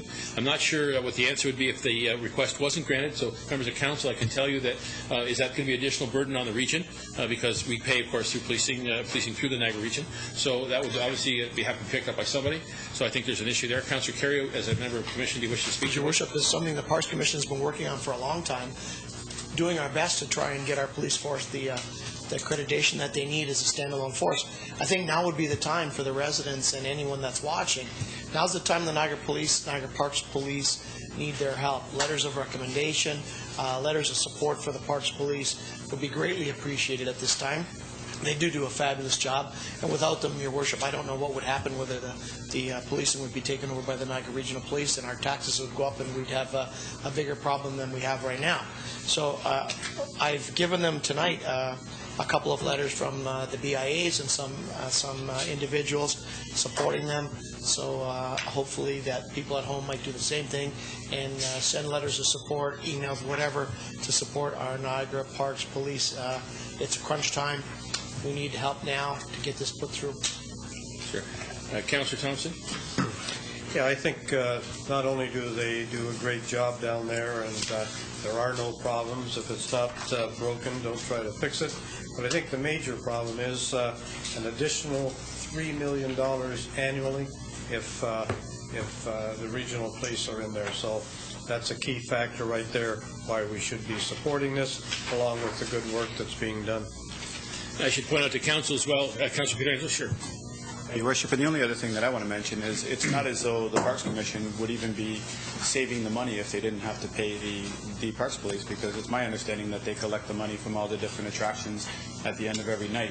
And if they had to outsource that, I don't want to say what the amount would be, but I know that it's in the millions. Hundreds of thousands of dollars. There wouldn't be, I mean, there wouldn't be a savings at all. All it would be doing would be adding more cost to the taxpayer. That's all. I don't understand. That's an additional service they provide in collecting, that something that they wouldn't have to pay an outside contractor for. And I wanted to just make note of this as well, that over the past several years, the Niagara Parks Police has demonstrated their ability to meet standards because they did qualify under the CLIA standards. That was done a few years ago, and I can remember my time in policing that it was certainly recognized that they had achieved that status. So I think there's ability there for them to function, and I think that's right. It should be acknowledged. So hopefully we can convince the provincial government to grant them full force status. So that's speaking well to the motion we're making here. So at this point, if there's no other comments, I'll call the question. All those in favor? Motion's carried. Thank you very much. And yes, Councillor Peter Angelo. Your Worship, while we're on the Niagara Parks Commission, I'll bring up another item. Recently, the Niagara Parks Commission appointed a Fairness Commissioner to deal with the Maid of the Mist, RFP. And the Fairness Commissioner has asked different stakeholders for their input into what they believe to be the most important criteria in granting the future lease of the Maid of the Mist. And I've spoken to Councillor Carrier about this. I know that there's other groups that are being asked. And I mean, I personally would like to see the City of Niagara Falls go on record, and perhaps we can have Mr. Felicetti from our Economic Development Office put together what we feel should be the priorities from a municipal standpoint when the province and the Niagara Parks Commission is looking at giving out the lease. I mean, I can still remember the day back when the casino was announced and how, I guess, sorrow I felt that it wasn't a local operator that was granted it. I mean, personally, in my opinion, having someone that is local operating these type of facilities just means that the money or the profits that come from these are going to be reinvested in our community. I know that's one that that I would like to see. I know Councillor Carrier, I don't want to speak for him, but I know he would like to see it as well. And then, Your Worship, it goes into other characteristics such as being a good corporate citizen, and there's others that I'm sure Mr. Felicetti can come up with. So I'd just like to move a motion, Your Worship, that Mr. Felicetti put together a resolution on what we feel as a municipality would be the most important factors for us. Would you like a report from Business Development or Mr. Felicetti with respect to our position, or would you like a that resolution to be prepared as our position. I would like that resolution prepared as our position, Your Worship. Okay, is there a second to that motion? Councillor Diodati, any further discussion on that? Yes, I have Councillor Thompson and Councillor Carrion. Yeah, what are we doing? There's a provincial oversight, the Parks Commission. It's a tendering process. Are we going to make a suggestion on which direction that this should be going? Question? I think we. Pardon me? Yeah, because I'm confused. Okay, Councillor Carrion. Your Worship, the Fairness Commissioner has asked that community groups, people in our community, put forward what might be important to them for the Parks Commission to consider in the letting of the lease. So he has asked that, and I've passed that along to anyone, the Chamber of Commerce, the different BIAs, that they might want to make a presentation when the Parks Commission is accepting presentations in order to put forward what they think is important to our community. Because of the importance of that particular attraction in many of the things that happen in our municipality. When that attraction goes in the water, it's the kickoff of the tourist season, and when it comes out, it's the decline or the start of the put to sleep of the tourist attractions or the rest of the tourist operations. So I think that the Fairness Commissioner is interested in hearing what is important to the people in our community, not just the money. Whether it's important that whoever gets it hires local people, whether they buy local, whether the hours of operation, the cost. They're interested in hearing what our community has to say, as well as the bidders and the groups. So that's what I mentioned to Councillor Peter Angelo. That's what the Fairness Commissioner would like to hear. I personally have no preference at this point. I think Council should be cautious, but I'd like to hear from Mr. Felicetti with respect to his comments with regard to this matter. Mr. Felicetti. Through your worship, yes, actually the Parks Commission have advertised this opportunity, and so we've actually registered. Business Development has made registration to participate in those discussions, and I think a lot of it, Councilor Carrier touched upon, because you're dealing with an iconic attraction, and you're talking about a major demand generator for this destination, and it truly is a kickoff in terms of the tourist season when you're dealing with travel, trade, and the leisure market. So there's some key critical components when you're dealing with this type of an attraction. So we've made our registration, so we are on the docket, if you will. Okay, thank you. So, member of the Council, are you clear on the motion? Okay, Mr. Clerk. Figure it out. Yeah, I think that just refer to staff. I mean, we'll come back with a report on what we feel are the priorities to put forward to the Fairness Commissioner on what might be important regarding the Maid of the Mist. Okay, Councillor Peter Angelo. Your Worship, all I wanted to put on the floor was to pass it over to Mr. Felicetti, as I said, for him to come back with a resolution to Council. Staff can deal with that. What we feel is the most important. Sure. Okay. And then at a later I date, would maybe not say a resolution at this point. I'm not sure that's the proper format as far as how they're seeking responses, but we'll figure that out. Okay, so at this point, we're not taking a position. We're asking for input from staff. Fair to say. Mr. Felicetti, is that pretty clear then? Okay, thank you. So all those in favor of the motion? Thank you very much. Yeah, the new business. Motion to adjourn. Moved by Councillor Ioannoni, second by Councillor Diodati. All those in favor? Motion is carried. Thank you very much, everybody.